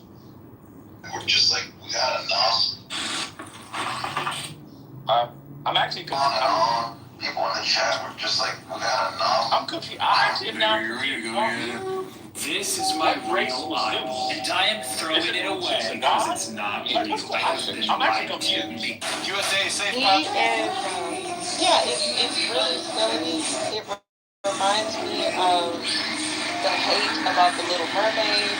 It reminds me of, I'm not a fan of the Hunger Games, but do y'all remember when the little young girl, I can't remember her name, when they found out that she was being played by the black character and they went really, really racist? The little girl, I can't remember her name. If anybody's a fan of the Hunger Games. Rude, thank you, April. Lost their ever-loving mind. So, I don't know. I don't even think they've read the Odyssey. I don't think they read the Iliad. I don't think they know who Odysseus is, man. Like that Kevin Sorbo, who y'all remember him, whatever he played Hercules. They were like, your ass ain't Greek, so you played Hercules. He is tweeting shit. They're tweeting shit about like the coastline, saying look how it's being portrayed in this movie, and he put like a resort picture, and people were like, you stupid ass. Couched it so that they couldn't find it. Like they are melting. Have y'all seen this on X? Talking about pizza's not attractive, all kinds of crazy shit, man. Let me tell you why I'm confused. This is why I'm confused. So I'm confused because This is your I moment. saw he had tweeted out or retweeted somebody that had like a bunch of fake movie posters, and it said like Obama and Ryan Gosling was playing Obama for Muhammad Ali, and I'm confused because I didn't know that was in response to the Odysseus movie. I mean, to the Odyssey. So Muhammad Ali is an actual person who many of us have seen in person versus Barack Obama. So the reason why I'm confused, I remember the other thing you were saying. But I didn't know they were responding to people playing gods. Because you can't use real people. That's why I was confused. I didn't know. Because I saw somebody, what if Muhammad Ali was played by Ryan Gosling? And that'd be kind of weird because Muhammad Ali was not who he is. Drop it. Drop it. Now I understand. I'm caught up. When can they find out who the actual author of Odyssey is? There was a home. No. This actually, there was no home. There was a Homer, but the Homeric poems were created by but classicists have lost track. Not Homer. I don't know. I actually listened to a Greek historian. I can post a link if you want to read something. But I got a Greek historian. Yeah, several Greek historians have flat out said this dude didn't exist. Like, So my wife just had her wisdom I can post a link if you want to read. and she's Yeah, not post a link. allowed to eat How you want to more litigate foods that you ever go for the next week. Oh, Lord. So You guys saw Taylor Hot Rules? we got Is some that Alaskan you? king I crab. What you think about it? It's a mess. She's able to eat It's it. horrible. So we found a good middle ground for her I didn't like it. I thought to it be able to was still eat good, It was very but not very hurt her hard wisdom to teeth. sit through. So enjoy your little crapsicle. Good afternoon. Hey, Yes, that's Sonny. But you know when We're not changing the Time to say subject, goodbye to the person. giant Oh, I'm pile of sorry. foam in my backyard. The link is in the, I shoved chat it all out the link. door after having ripped it off my walls. It was Oh, in okay, my thanks. workshop. I made a custom But if foam y'all one look that I'm like leaving out, so Elon all the Musk hard is work has just, got to go. What's crazy is that when I recycle this, it will get turned into be carpet prepared pattern, to so look my at art it. installation is going to The get way that they have reinstalled these under someone's meltdowns. carpet. We're putting all this foam into the Oh, recycling look, truck, she's except still it's full of toasting all this the other shit. stuff I'm recycling. Yeah, these guys have. In wokeness. And yeah, it was what Dan was saying. If Ryan Gosling played Barack Obama, if Anthony Hopkins played Nelson Mandela, if Viggo Mortensen played 12 Years a Slave, losing their goddamn minds. Alec Baldwin defended Lupita Nyong'o because Elon Musk had the utter temerity to actually attack her looks. He tweeted 6 minutes ago, I agree that she is beautiful, but casting a black woman to play a white woman in a foundational work of European literature is no more right than casting a white man to play Shaka Zulu. Get the fuck out of here. Y'all know I'm in trouble. Did he say a white foundational? White foundational? I'm sorry, y'all. That is funny as shit. The Odyssey is a foundational work of a white. Oh my God. Elon must be tweeting about Shaka Zulu. That shit is funny as hell. A Mannheim sorry. attack, and Afghan attacks, and an anti-Islam rally. And Why is it Temu is absolutely insane. What's the point of My this personal paper opinion buying is, the from what it's worth, is that she's That's done. just You one. know, I she's got swept her. several. She You want? had her- I'll put it. had her I'll put chance another and up this list. had her shot so and she this missed it. paper I would not don't think she'll be claim the that I Democratic nominee. I would want to see I'm not disputing your claim. I'm saying what I said. I said it was not real. That's what I said. Wait. Let me rephrase. The person who wrote Iliad and Odyssey was not Homer. Okay, yes, we've known since before I was born that it was a That was my literal statement, bar. man. No, wasn't. We were literally talking about the fucking Odyssey, No, dude. that's no.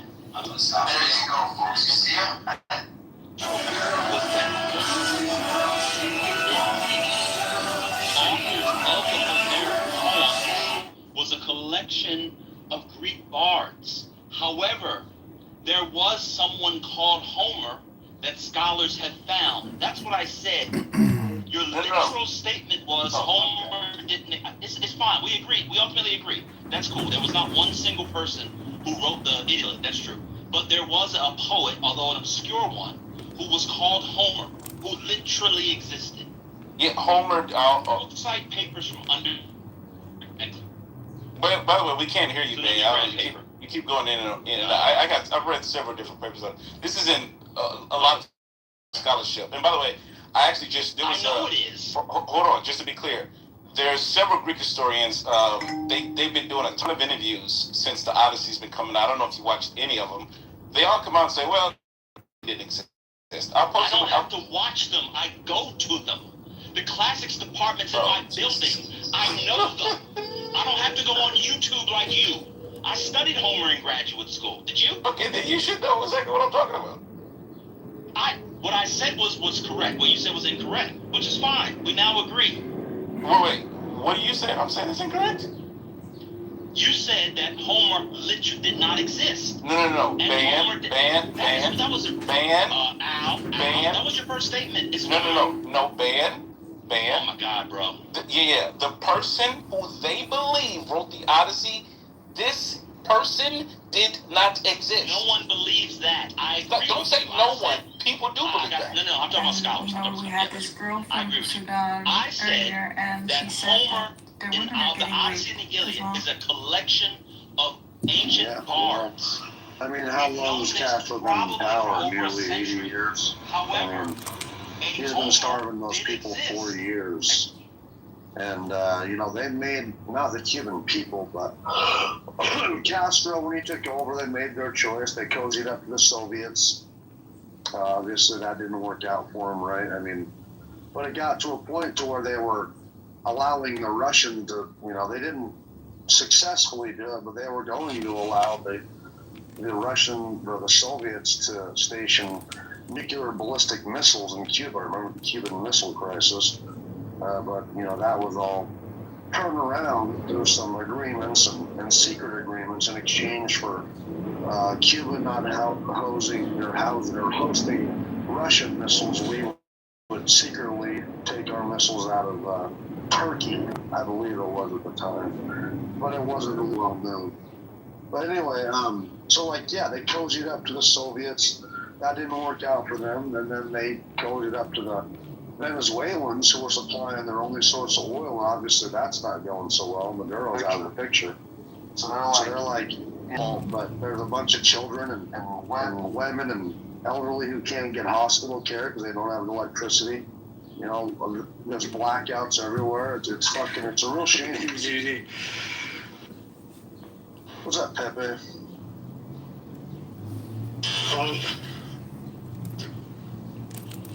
Looks like Cuba's about to fall here soon, bro. But they're saying, now this is Facebook. I gotta really be careful of what Facebook says, but I've seen a couple of news outlets that are saying that Cuba is apparently building up 300 drones to attack the Guantanamo base. So I don't know if that's true. But it could be one of those things where, we were saying that Maduro was sending in drug boats from Venezuela to Trinidad, eventually making its way to America. We could, it'll be the same thing. We're charging them with something like that, posturing up, and, they're about to collapse. They just need something to really kick it off. I don't think it's going to be as hard as a battle or operation like in against the Islamic Republic of Iran. I think it's going to be quite. I think it's going to be a faster operation. Maybe not like in Venezuela, but a bit different, I would imagine. But I don't think it will take so long. Here's the thing: I've read quite a bit just because I like the movie A Few Good Men. The relationship between the soldiers in Guantanamo Bay and the Cubans that have to basically be their mere or sentries outside of the base. They have a pretty good relationship. It's all pretty professional. They haven't had anything. Yeah, go to Wall Street. Go to Wall Street with a millionaire's at. Boy, them boys is that cocaine. Y'all ever met somebody who gives off a pill? No. There's cocaine has a certain sound and look and effect. It's not hard to go. No. Oh, They not here just like that. I don't think the Cubans are willing most of them are willing to fight the Americans. They know that ain't gonna fucking last long. But maybe I'm wrong. Peter, what are you listening to? Good job. What's Peter? Sounds like fucking North Korean propaganda or something. I swear to God, it was what I was gonna say. Yeah. Because last time when we had a discussion, as soon as he found out that I was a monarchist, he attacked me and the other monarchists. Such a democratic person he is. And then Glow, why are you a monarchist? Why do you think it's a better form of government? a moderator. Now you will see what's gonna happen.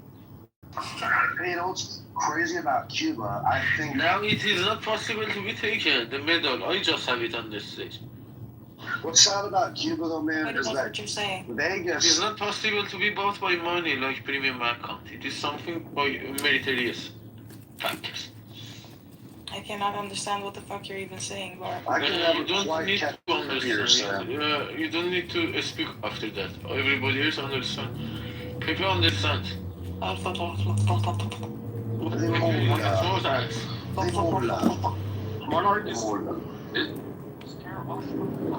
Hey, Glow, yeah, I got a question for you about your monarchy. Glow, why do you think monarchy is the best form of government? Well, first of all, you have to look at the region you're in, and you have to look at what types of monarchies there are. When you have a republic, you have a parliament, you have parliamentarians.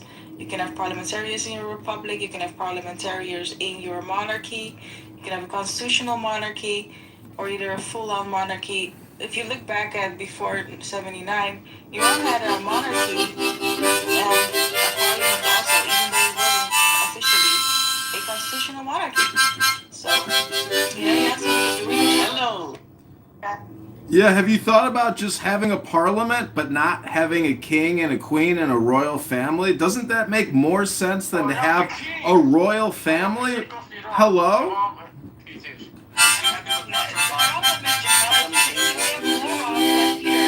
That think they are king and that they can take over anything and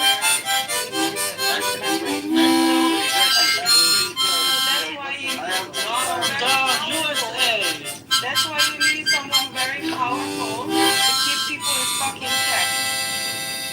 Like 100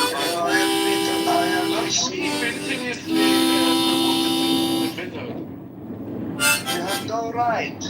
So you're saying that you need a... You're saying you need a strong monarchy to kill other men or women.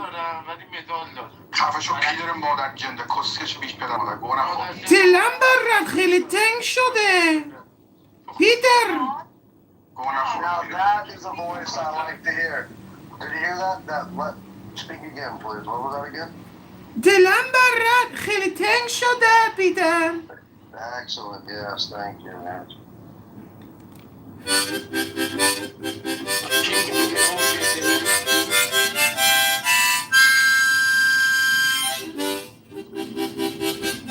Anyway, Cuba about to fall. This whole Iran thing, it's not an easy, everyone thinks. I said this before, this country is huge. But it will be resolved. Fuel prices will go back down. It's going to be just fine.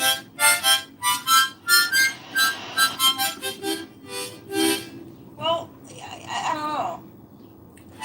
Who's gonna come in place? I don't know who the king is having much reality there is to have.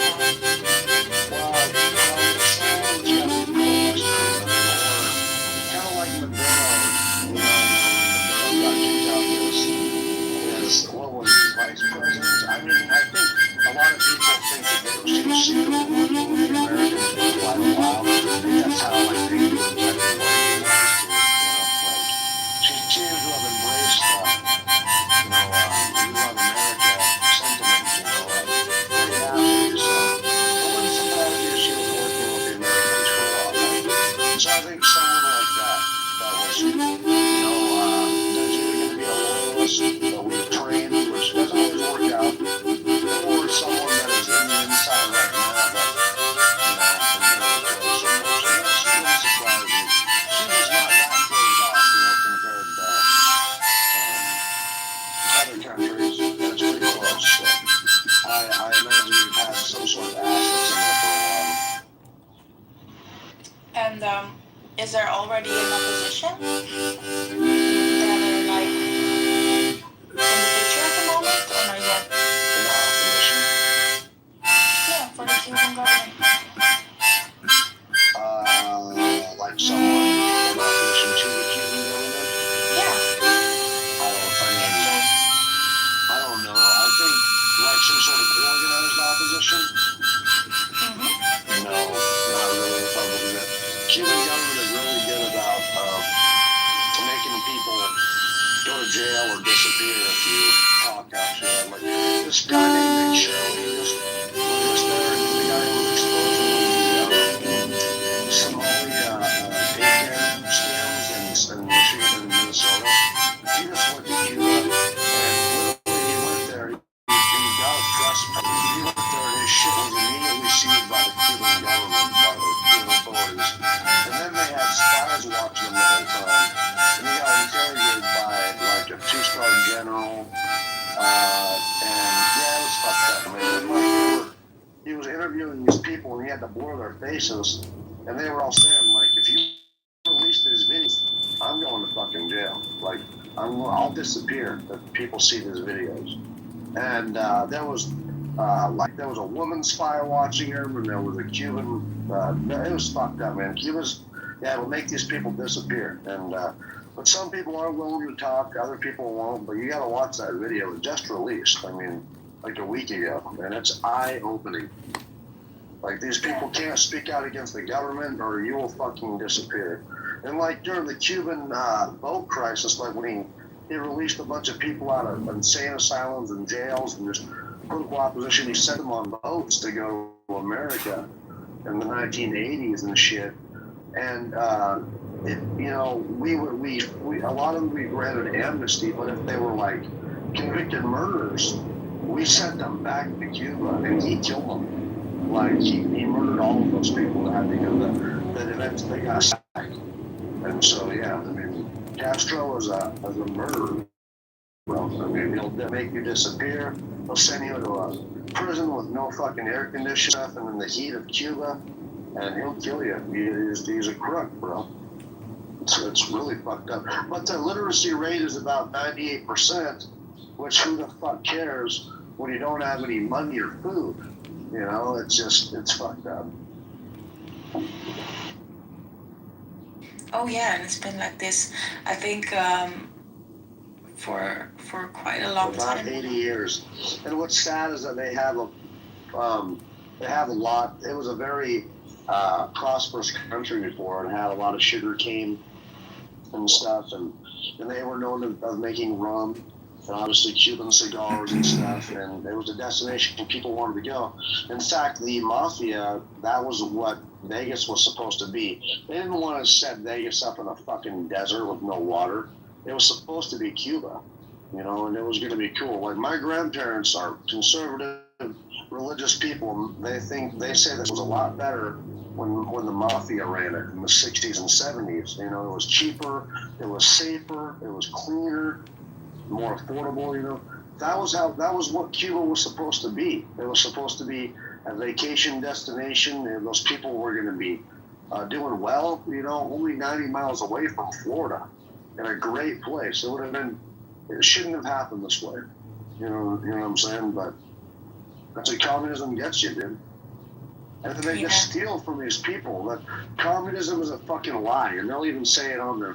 Communism is a lie on that Nick Chiller video, because everybody starves except for the people that are in charge.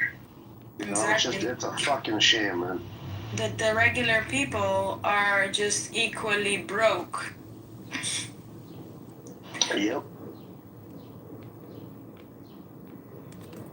So when you tell them that, they're like, no, done right yet. Right. Well, I just want to add to what Mel is saying. Communism is for the peoples, But in those communist countries, the leaders are living capitalist lives.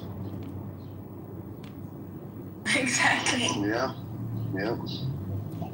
Yeah, that's the truth, man. See, they have Yeah, man.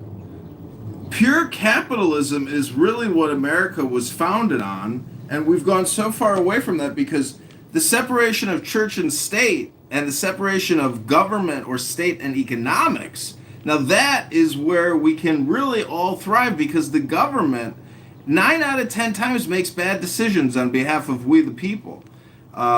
And so if we wanted more freedom, more abundance, more liberty, more prosperity, we wouldn't have an economic state government in the way that we do now that has plunged us into a financial catastrophe.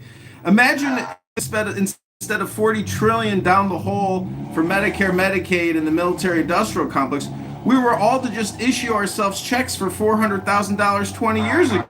I'm 100% sure that everybody here would rather have a check for $400,000 20 years ago than right now. Am I right? Am I wrong? Hello?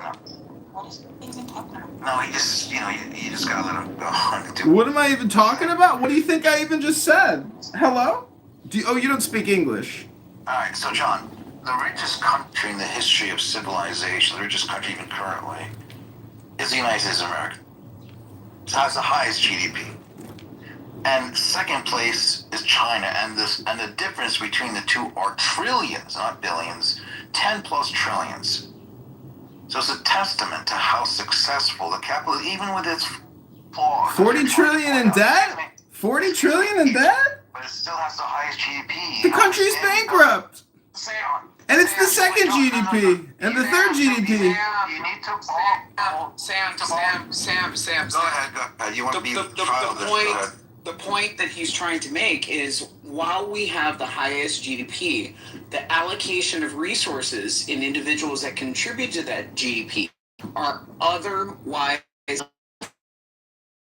that is analogous to the point of meritocracy. I feel like this of what John is saying that people just want to ignore. So when he asked the follow-up question, and I recognize that what he is saying sounds like trolling, but if you actually understood the person behind this troll and his certain level of business acumen, you could understand that this is not most definitely a troll. Like he's asking a very simply pointed economic and financial question. All right. Could you kindly tell us what his question is? It's not a question, it's just a statement of information, meaning that separation of state and economics, that's true laissez-faire capitalism. That's what we need. That's the solution. Not more government spending, not more government intervention, not big government. Small government is the solution, ladies and gentlemen. Smaller government, smaller problems. Bigger government, bigger problems. Hello? All right. Now, when you look at the GDP per person, the U.S. real GDP per capita, if you take all the money in the USA and divide it by citizens, the GDP per capita of the United States in 2017 is $70,000 per person. That is a very high standard of GDP per capita. Where when you adjust that to actually the cost of living in major cities in America, if you look at a city like Los Angeles, for example, a household income of $2,000, you would actually, based on that sole income of $70,000, fall below the poverty line in that state. So I mean, what are we talking about? The man actually is making a very solid point. There are 50 states. There are 50 states. 70,000. You go to West Virginia. 70,000. You're living like a prince. Okay, so when you look at the major, when you look at where the majority of our population is anchored, is the majority of our population anchored in West Virginia, or is it anchored in places? If you can't maintain the cost of living for your standard, okay, so we just hand back the majority of the land in the United States back to Spain and Mexico? Like, I mean, what are you talking about? Okay, now here's the difference. There has to be a scaling effort towards economic affordability. Oh, so you want to live at the best places of the country and not pay for it? Who said that? Well, you're living in L.A., Los Angeles. Who said that? Then what are you complaining about? Deliver, make the money.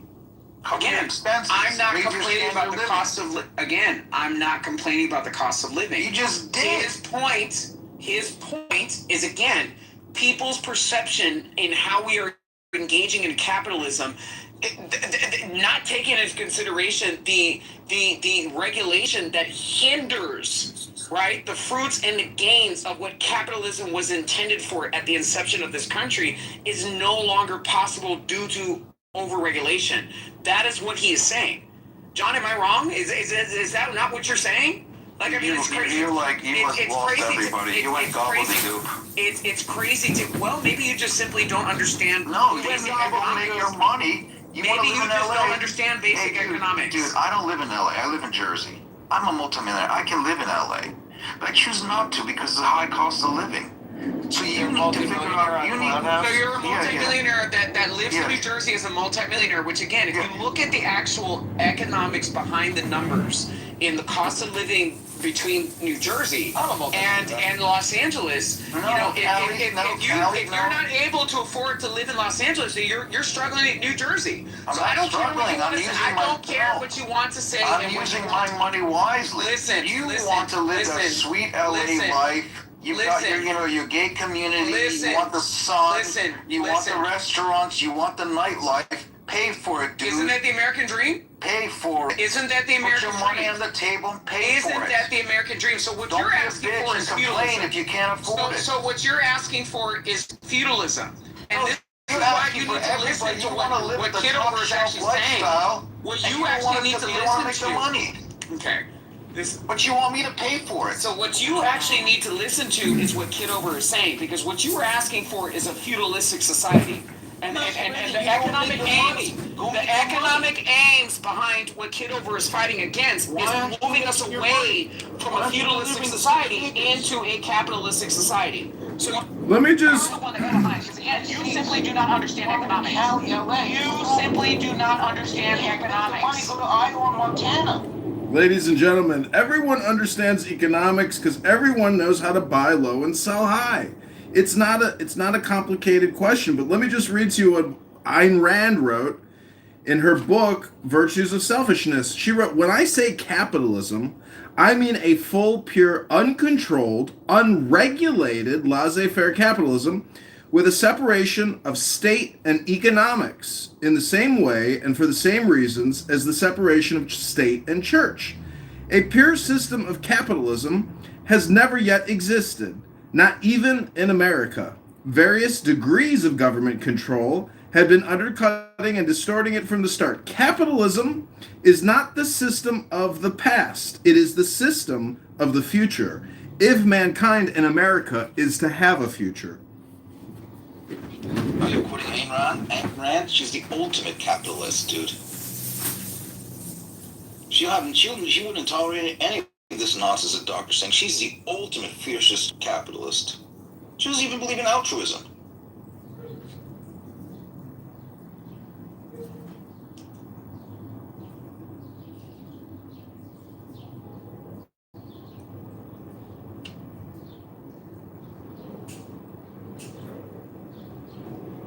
Can I do something?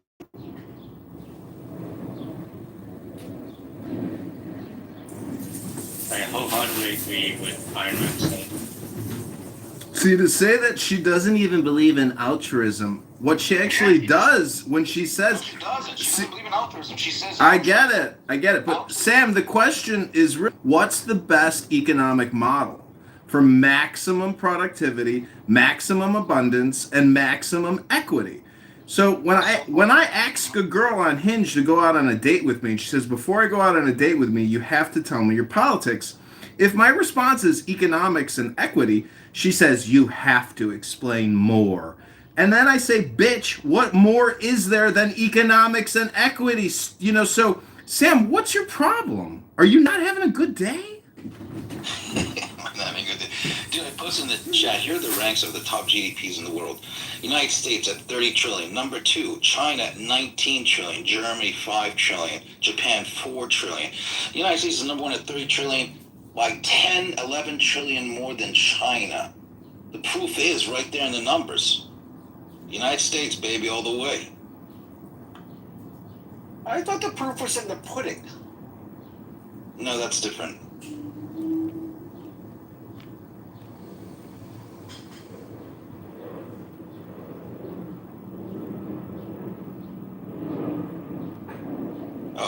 we got the counselor on board. Okay. I'm on a train. You're lucky I can't talk loud, but why the hell would someone choose Jersey if you have money? Just asking. It's temporary, Abby. I'm just selling my properties because I'm moving down to South America. Oh, you're gonna get kidnapped down there. Could you imagine unloading everything in America, becoming a passport bro in Colombia, then you end up dead in a closet because you're looking for a wife on Hinge or Bumble? Ha ha! Good luck, Sam! I'm going to spend the next 10 years traveling South America because there's a lot of investment opportunity there and good culture. Get a motive. Your perception of GDP and the inherent nature of this conversation as it relates to the economic conditions that we're in America and how that translates into individual quality of life. You simply do not understand economics. When you look at the GDP, it's an aggregate. When you look at the GDP, it's an aggregated number. It is an aggregated number. You have people walking around in North America worth $700 billion. Dude, when you get to the top 0.05 percentile, come talk to me. When you get there, then let me know. Because you are in New Jersey. Sam! You're in New Jersey. You're in New Jersey. Sam, it's never a flex to come on Clubhouse.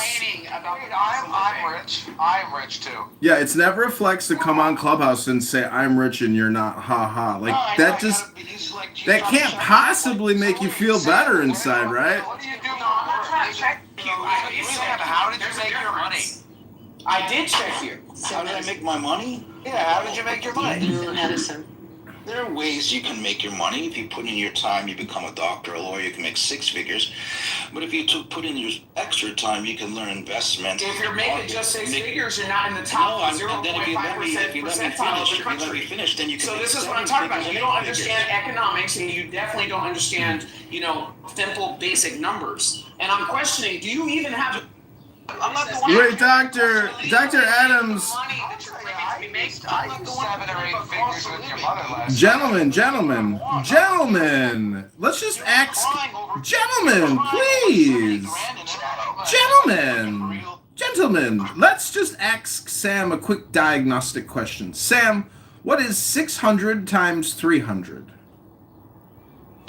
18 and add the 6 zeros. That's not an answer. You failed the test. Second question. Explain inflation, if you will. Ridiculous, man. Can't do it? Okay, 0 for 2. Ladies and gentlemen, this millionaire's credibility in Jersey has gone to 0%. Sam, is there any way that we can verify the amount of money that you actually have? Yeah. Can I look you up or something? Yeah, you can look me up. They know me on Clubhouse. Yeah. What did you do? What do you do for work? I used to be a physician, but I retired in my 40s. That's amazing. Voluntarily? Yeah. Voluntarily. You didn't have your medical license pulled? Yeah. No, Got it. I don't have my medical license pulled. You can go to any medical board. There's nothing on me. No malpractice. What I realized is I did some simple math. I was like, dude, man, I'm seeing these hospital CEOs making $1 or $2 million. And I'm like, you know what? I can do this. And so I made a decision. I'll make 10 years of my physician's salary in 1 year, and that's what I started doing. Where did you go to medical school? I was an international medical grad. How do you see the link I posted up top of Yale discriminating against the white and Asian applicants? There is discrimination in medicine. What are you talking about? Like any other field? Yeah, so how do you feel about that? I'm experiencing myself. It's Hanson's old school. Are you a white passing? No, he's Arabic. I've told my story many times on Clubhouse. So, Sam, I mean, if you go down to South America and you make all the right investments, are you looking to get married and start a family with a beautiful Chiquita banana? No. Because, You're gonna have kids. Fuck you. Never mind. I'll tell you about something. You go on YouTube. Yeah. I'll help you all. I'm Nomad Capitalist. Go on YouTube. There's this guy, Nomad Capitalist. Look him up. And he'll open your eyes to opportunities that I keep talking about in Clubhouse for people restricting themselves to the United States of America. Once you understand how big this world is, how many you could just look for, there's so many Well, opportunities. Sam, everything's on the internet nowadays. You know, there won't even be any roads. Okay, nomad capitalist. Saying that even if you take your millions that you scammed out of Medicare and you invested in South America tax evasion, the point is, if you get married and then divorced, you could lose it. You could lose half of it and get set up on alimony and child support and a final consent decree to the divorce settlement. Talk to her here. She's a lawyer, Abby. How many men do you know that's lives been turned upside down because of divorce? Hello? You call Counselor Abby, you pay her money, and she write you up a good prenup. How much do those actually work, though? 'Cause I don't think I've ever heard of anybody. They work. Not having it. Is it the money they make while they're married? Have you ever had a girlfriend? Happy they work. No, it's after the money they make after. But when you get leave Pepe alone. Leave when Pepe you get, alone. when you're married, though, isn't it? Leave Pepe alone. Thank you. And so, isn't all the money though that's made like around half of that that's made during the marriage? Pepe, are you a virgin? Yes. It's community. You live in a community property state, Pepe. New Jersey uses equitable distribution. It's a little different before that, but it's what's earned during the community of the actual marriage. However, prenups and when they don't work and when they're not upheld, it's usually when there hasn't been proper disclosure. If there's proper disclosure and both sides have independent counsel, they usually are held up. But anyone can make the claim. When you get money, you get yourself a good doctor, a lawyer, and an accountant. That's what they say. So doctor, lawyer, and a DAL. Doctor, attorney, lawyer, a DAL. Yeah, you gotta have those three. I got it. So. And then another thing I've been saying this over and over again, guys. What? You gotta think out of the. You gotta really? Get out of the States. You gotta go out there. There's opportunity, financial opportunity out there. Yeah, even here on Clubhouse, I think. You know. And there's nobody like capitalism in the United States. Because when I go to other parts of the country, they're not as capitalistic entrepreneurship as we are. No way, you're right. So you can, you know. Sam, do you know what the word entrepreneur means in French? No. Risk taker. Oh, okay. Risk taker. Can you say it in French for us? Entrepreneur. That sounds like we to me. Go out there, guys. There's. I'm out there. I'm seeing other Americans, and we're talking with each other when we're out there. Other Americans. You're Egyptian. No, I'm American. I was born in Jersey. Sam, what do you think about Bukele's El Salvador? Have you seen your property taxes? You're such a West Coast liberal. Have you seen your property taxes? He is supporting Karen Bass in Los Angeles. I mean, oy vey. Dr. Adams, come on. Amazing job. We have to get you on the Pratt train. What's it going to take? His advertisements are incredible. Yes. I'd rather pull my toenails off one by one. Oh, no. What if he gave you your number to get you on the Spencer Pratt train, Dr. Adams, and ditch Karen Bass? There wouldn't be. There has to be a number. Tell us your number. Nope. Woo! We got an ideologue here. He's supporting a female traitor. Karen Bass is the epitome of evil. And Doug thinks that her record, her credentials and bona fides, she's a fucking communist agitator and organizer. How can you support this woman? She's a hardcore communist type. She's evil. The woman is evil. Politics. Let me ask you this. If you're an expert on California politics, which it's definitely a smaller market than LA, why haven't you won a seat yet? I'm fighting right now to be the mayor of Chicago. I'm trying to liberate my hometown, and I used to live in Los Angeles. I used to live in Century City in Beverly Hills, and I'll be back. I will come back to LA and clean up Karen Bass's mess. Lecture me on my political decisions in a place that you don't even live in. You used to live there, and I'm coming back. I'm going to clean up the communist Los Angeles mess that Karen Bass has had. The homeless crisis alone, that scam. Yeah, but you don't live in Los Angeles. Have you been on Skid Row? Every American is ashamed of Skid Row. We need to clean it up. Get them all out of there. Put them in. Since I was a little fucking. Thank you, Pepe. Like Skid Row's nothing new. Yes, has it gotten bigger? Absolutely. Have they put a couple of tents and an open bar out there? 100%. But all of these problems have existed. You admit that Karen Bass has opened a bar for Skid Row? Unbelievable. Unbelievable. I'm trying to understand. Just because Spencer Pratt is saying things that you like, is there a pathway towards productivity that he's going to deliver? 100% he can deliver. This is the thing that so baffles the mind is liberals on this app, intellectual, liberal, elite Democrats. What liberal? They say Trump didn't do what he promised to do the first time. It's the same type of nonsense. This lacks critical thinking. Really? For Donald Trump and what makes sense for me on a national stage and more Oh. locally. You're thinking local. You like Marshall Rankin. I see. Locals in my own backyard. What happened there? You got too close to the mic. As to who is the best. Yeah, critically thinking. Creatively thinking. Right? So somebody complaining about the woes of Democrats and my house burned down, that is not going to give me confidence that this person is going to advocate for my best interests. Spencer Pratt isn't going to advocate for gay, bisexual, You're easily taken. That's what I'm hearing. biracial, queer, liberal, elite, intellectual Democrats. Somebody's giving you the left eyes. Look at policy. Got it. Ladies and gentlemen, I give you Dr. Adams, a man supporting Karen Bass over Spencer Pratt. How could he do this to us? Such a betrayal of who we thought you were. Shameful. Who wants the handouts? Shameful. Who's us? It's true. He probably wants to get something. Who is us? Yeah, I understand. You want the money. I get it. But that's it. That's why we wanted to know how much would it cost for Spencer Pratt to cut you a check.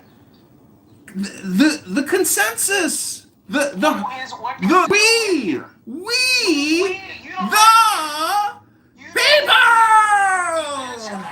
Plus, how she's gonna bring your rent down and your wages up. The rent's already going down. Okay. So I mean, that's definitely my wheelhouse. I don't know anybody else that's spent over a decade through many different REITs, publicly traded REITs, looking at the numbers and auditing files. So I mean, at the end of the day, the rent's already going down, and the election is still going on. So I mean, what are we talking Come about? on, the rent isn't going down. What are you talking When was the about? last time that you guys actually Rents shopped don't around go for down, rents they only to go rent? up, sir. In Los Angeles. So Sam, you live in. Who's complaining? Who's complaining? I just got pre-approved for 1.2 million. What am I complaining about?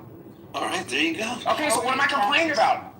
What am I complaining about? I can go to Santa Clarita and get 3,000 square feet tomorrow. So what are we complaining about? Everybody, and you want more. What are we complaining about? You want live here. Sam, you don't live here. And again, you struggle with your lives because again, you don't want to live anywhere that you would struggle. You live in New Jersey and you're struggling. That's why you're going to Central America. What are you talking about? Yeah, I am going to. What are you talking about? So again, I want to hear the opinions of somebody who has stamina to be able to compete and be able to keep up in a U.S. market without fleeing to a third world country just because they can't make it here. No, you don't get it. That's why you're fleeing. No, I got. That's why you're fleeing. I don't understand. That's why you're fleeing. You're a physician. I'm not fleeing. You can go set up a private pay facility tomorrow and be able to compete with the rising cost of living. Again, no, I don't understand weakness. That's what I don't understand. No, you don't. I don't understand weakness. You're right. I don't understand weakness. You stay You have right. I will stay where I'm at. Thank you. Right there with Karen Bass at the bar. Dr. Adams? Who cares? Karen Bass has got a bar on Skid Row. But I also make more money than people in my same profession in other parts of the country. That's just what it is.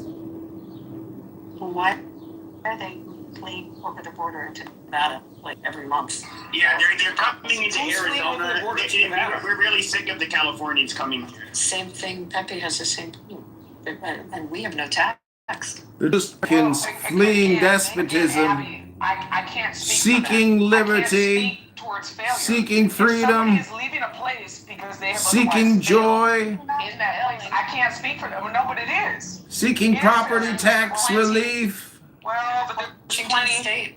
I don't know, Abby. I feel like there's plenty of places where people that otherwise on mansion tax. What do you mean a mansion tax? That's in the city limits of Los Angeles. I'm not in Los Angeles. I said, so if you live in the city limits of Los Angeles, you have to pay a tax on the value of your house, additionally to your property taxes. Have you seen the traffic in the city of Los Angeles? Who's living in those homes? A lot of those homes are Seattle, rented. the same thing, correct? Seattle, the same thing. Same thing about what? What's Mansion the area tax. speaking to? Mansion tax. Okay, so I mean, do people that hold the most wealth in Seattle, do they live in Seattle or do they live elsewhere? They're moving to Nevada, a lot of them, and probably to Arizona too. They're getting out because of the tax.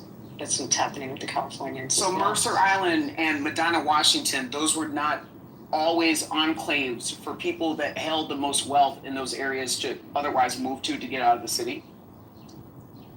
I'm just telling you that we've gotten bombarded with people trying to buy homes out of that state now.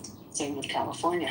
I'm not making it up. You can look at the. And I hear where you're coming from. And there's plenty of real estate agents in Chatsworth and in Castaic and in Valencia that will say that they've been inundated from people from Texas and from people from Arizona and people from Nevada. I mean, it's one of those things that goes both ways.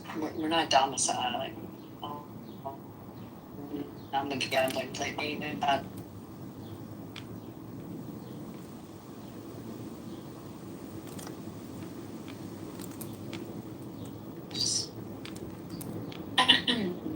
They are having their trials.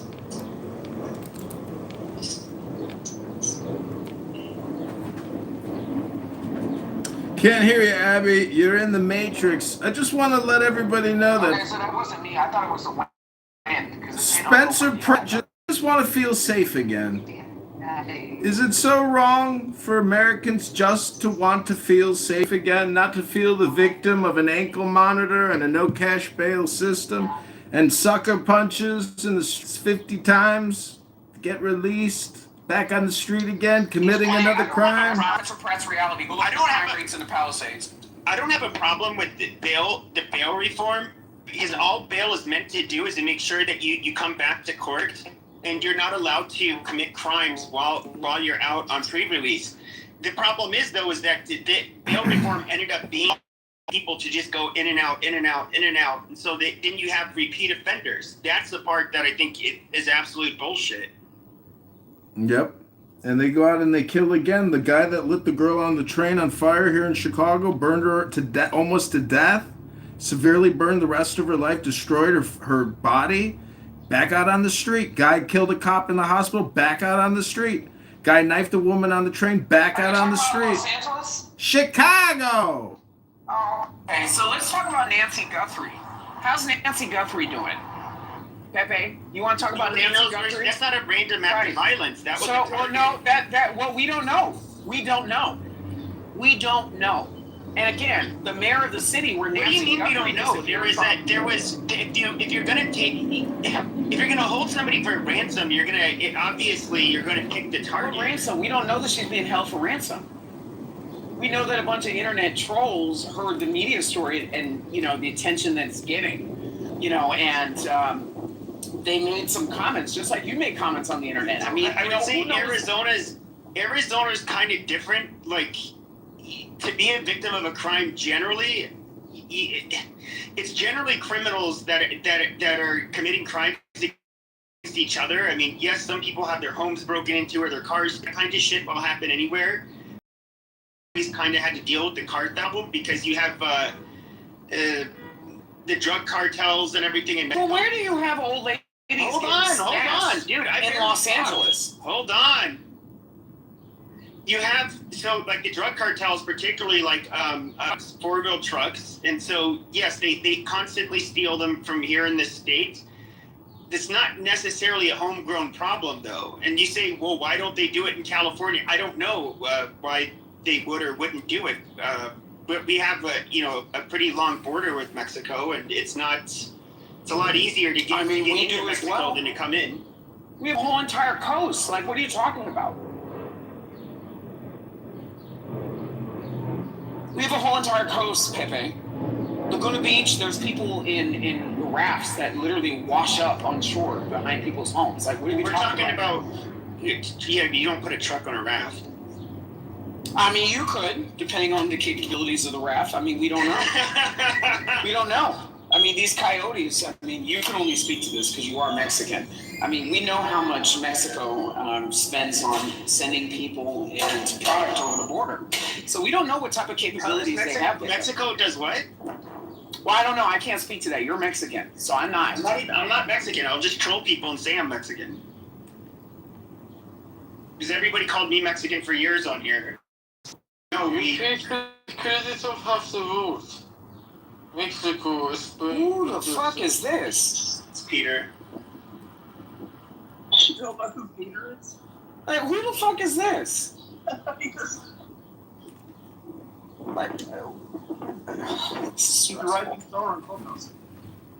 Can we get a mod badge for Peter?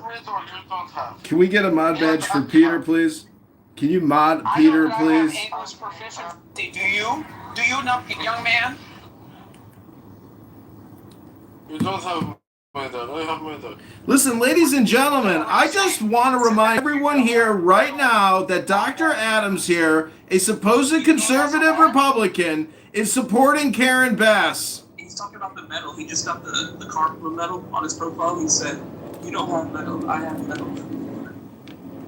What I'm trying to tell you guys is that Dr. Adams is supporting Karen Bass, and we all have to take a step back and breathe and try to think rationally and creatively and know that Karen Bass is the problem. Running for mayor of Chicago, I would vote for her. You got it. She doesn't separate state and economics. She is a communist. She's going to borrow and spend. LA is set up great.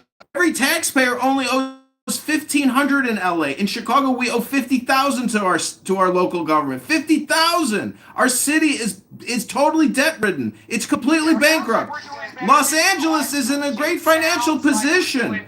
Do not let Karen Bass destroy your city. You have to fight Karen Bass with all of your will, all of your power, all of your strength. Karen Bass must be destroyed. Okay, no, I hope that she's reelected for the Black National Anthem. Dude, it sounds like you're looking out for yourself. Sounds like you're looking out for yourself.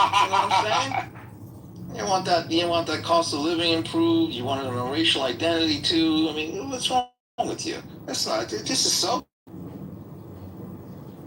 You're going to South America. Yeah, because I'm gonna go make a shitload of money down there.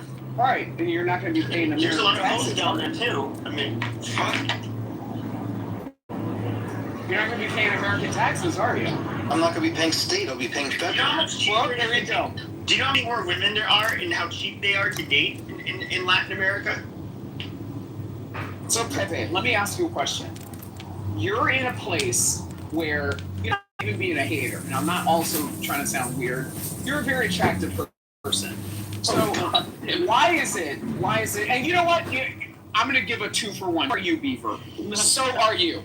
Okay, so I'm trying to understand, if you're not having any luck in the United States, what makes you think that you're going to go to a plighted country and experience some type of luck there? Oh, I didn't say Because Iran has its own. I'm just saying though, if you want it, that is, let's not kid ourselves. That's why the whole passport bros thing is real, is because there's a lot of women that, let's just face it, they look at American men as meal tickets, and they, the cost of living is cheaper, and so.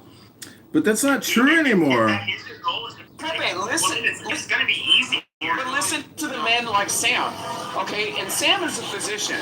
So if Sam is struggling, okay, as a physician, then retired. Okay, so if Sam is struggling as a quitter and a physician, why then why then do you think that you're going to attain a better level of success going to another country? Have you heard of a foreign exclusion tax of $150,000? Do you know that if you go overseas and you make $150,000, you can get that excluded as taxes?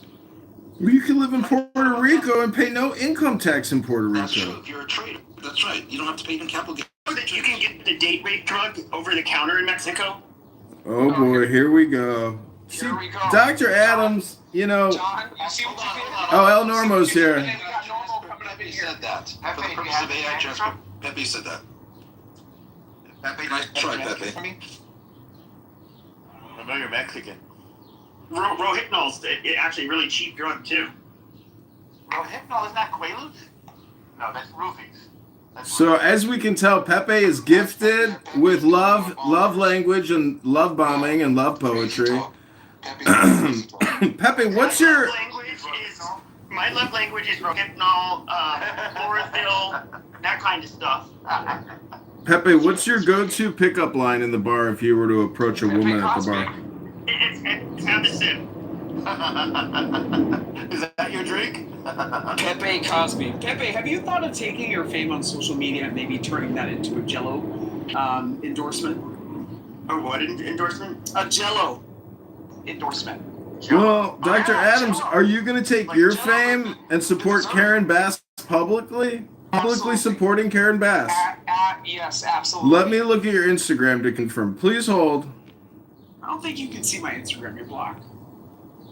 Oh, you can block 100 accounts?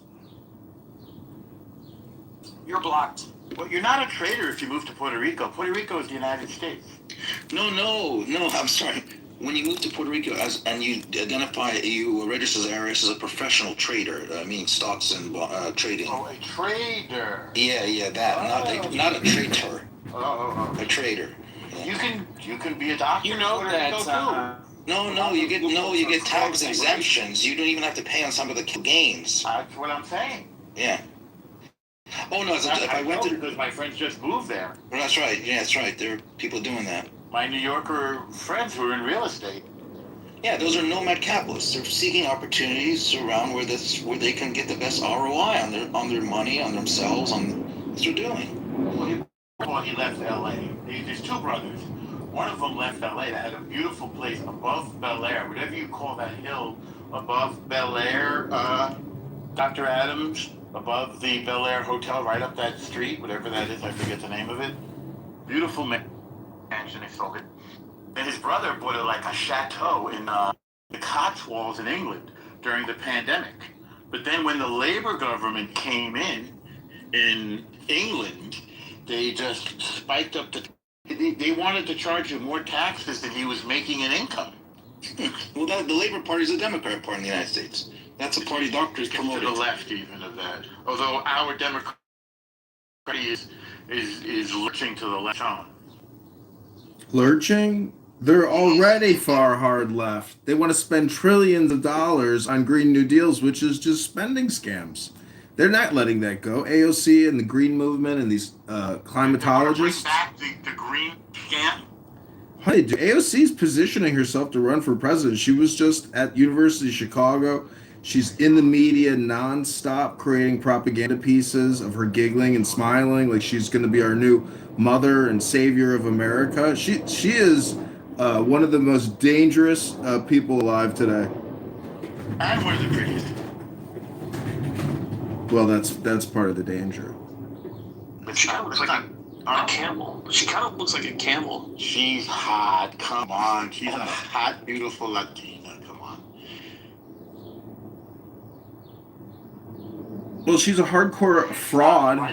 She's a hardcore liar. She does the truth. She creates lies and propaganda. She is literally one of the most dangerous, sexy femme fatales that this country's ever created. She knows how to market herself really well, isn't she? It's a bunch of baloney out of her mouth. Yeah.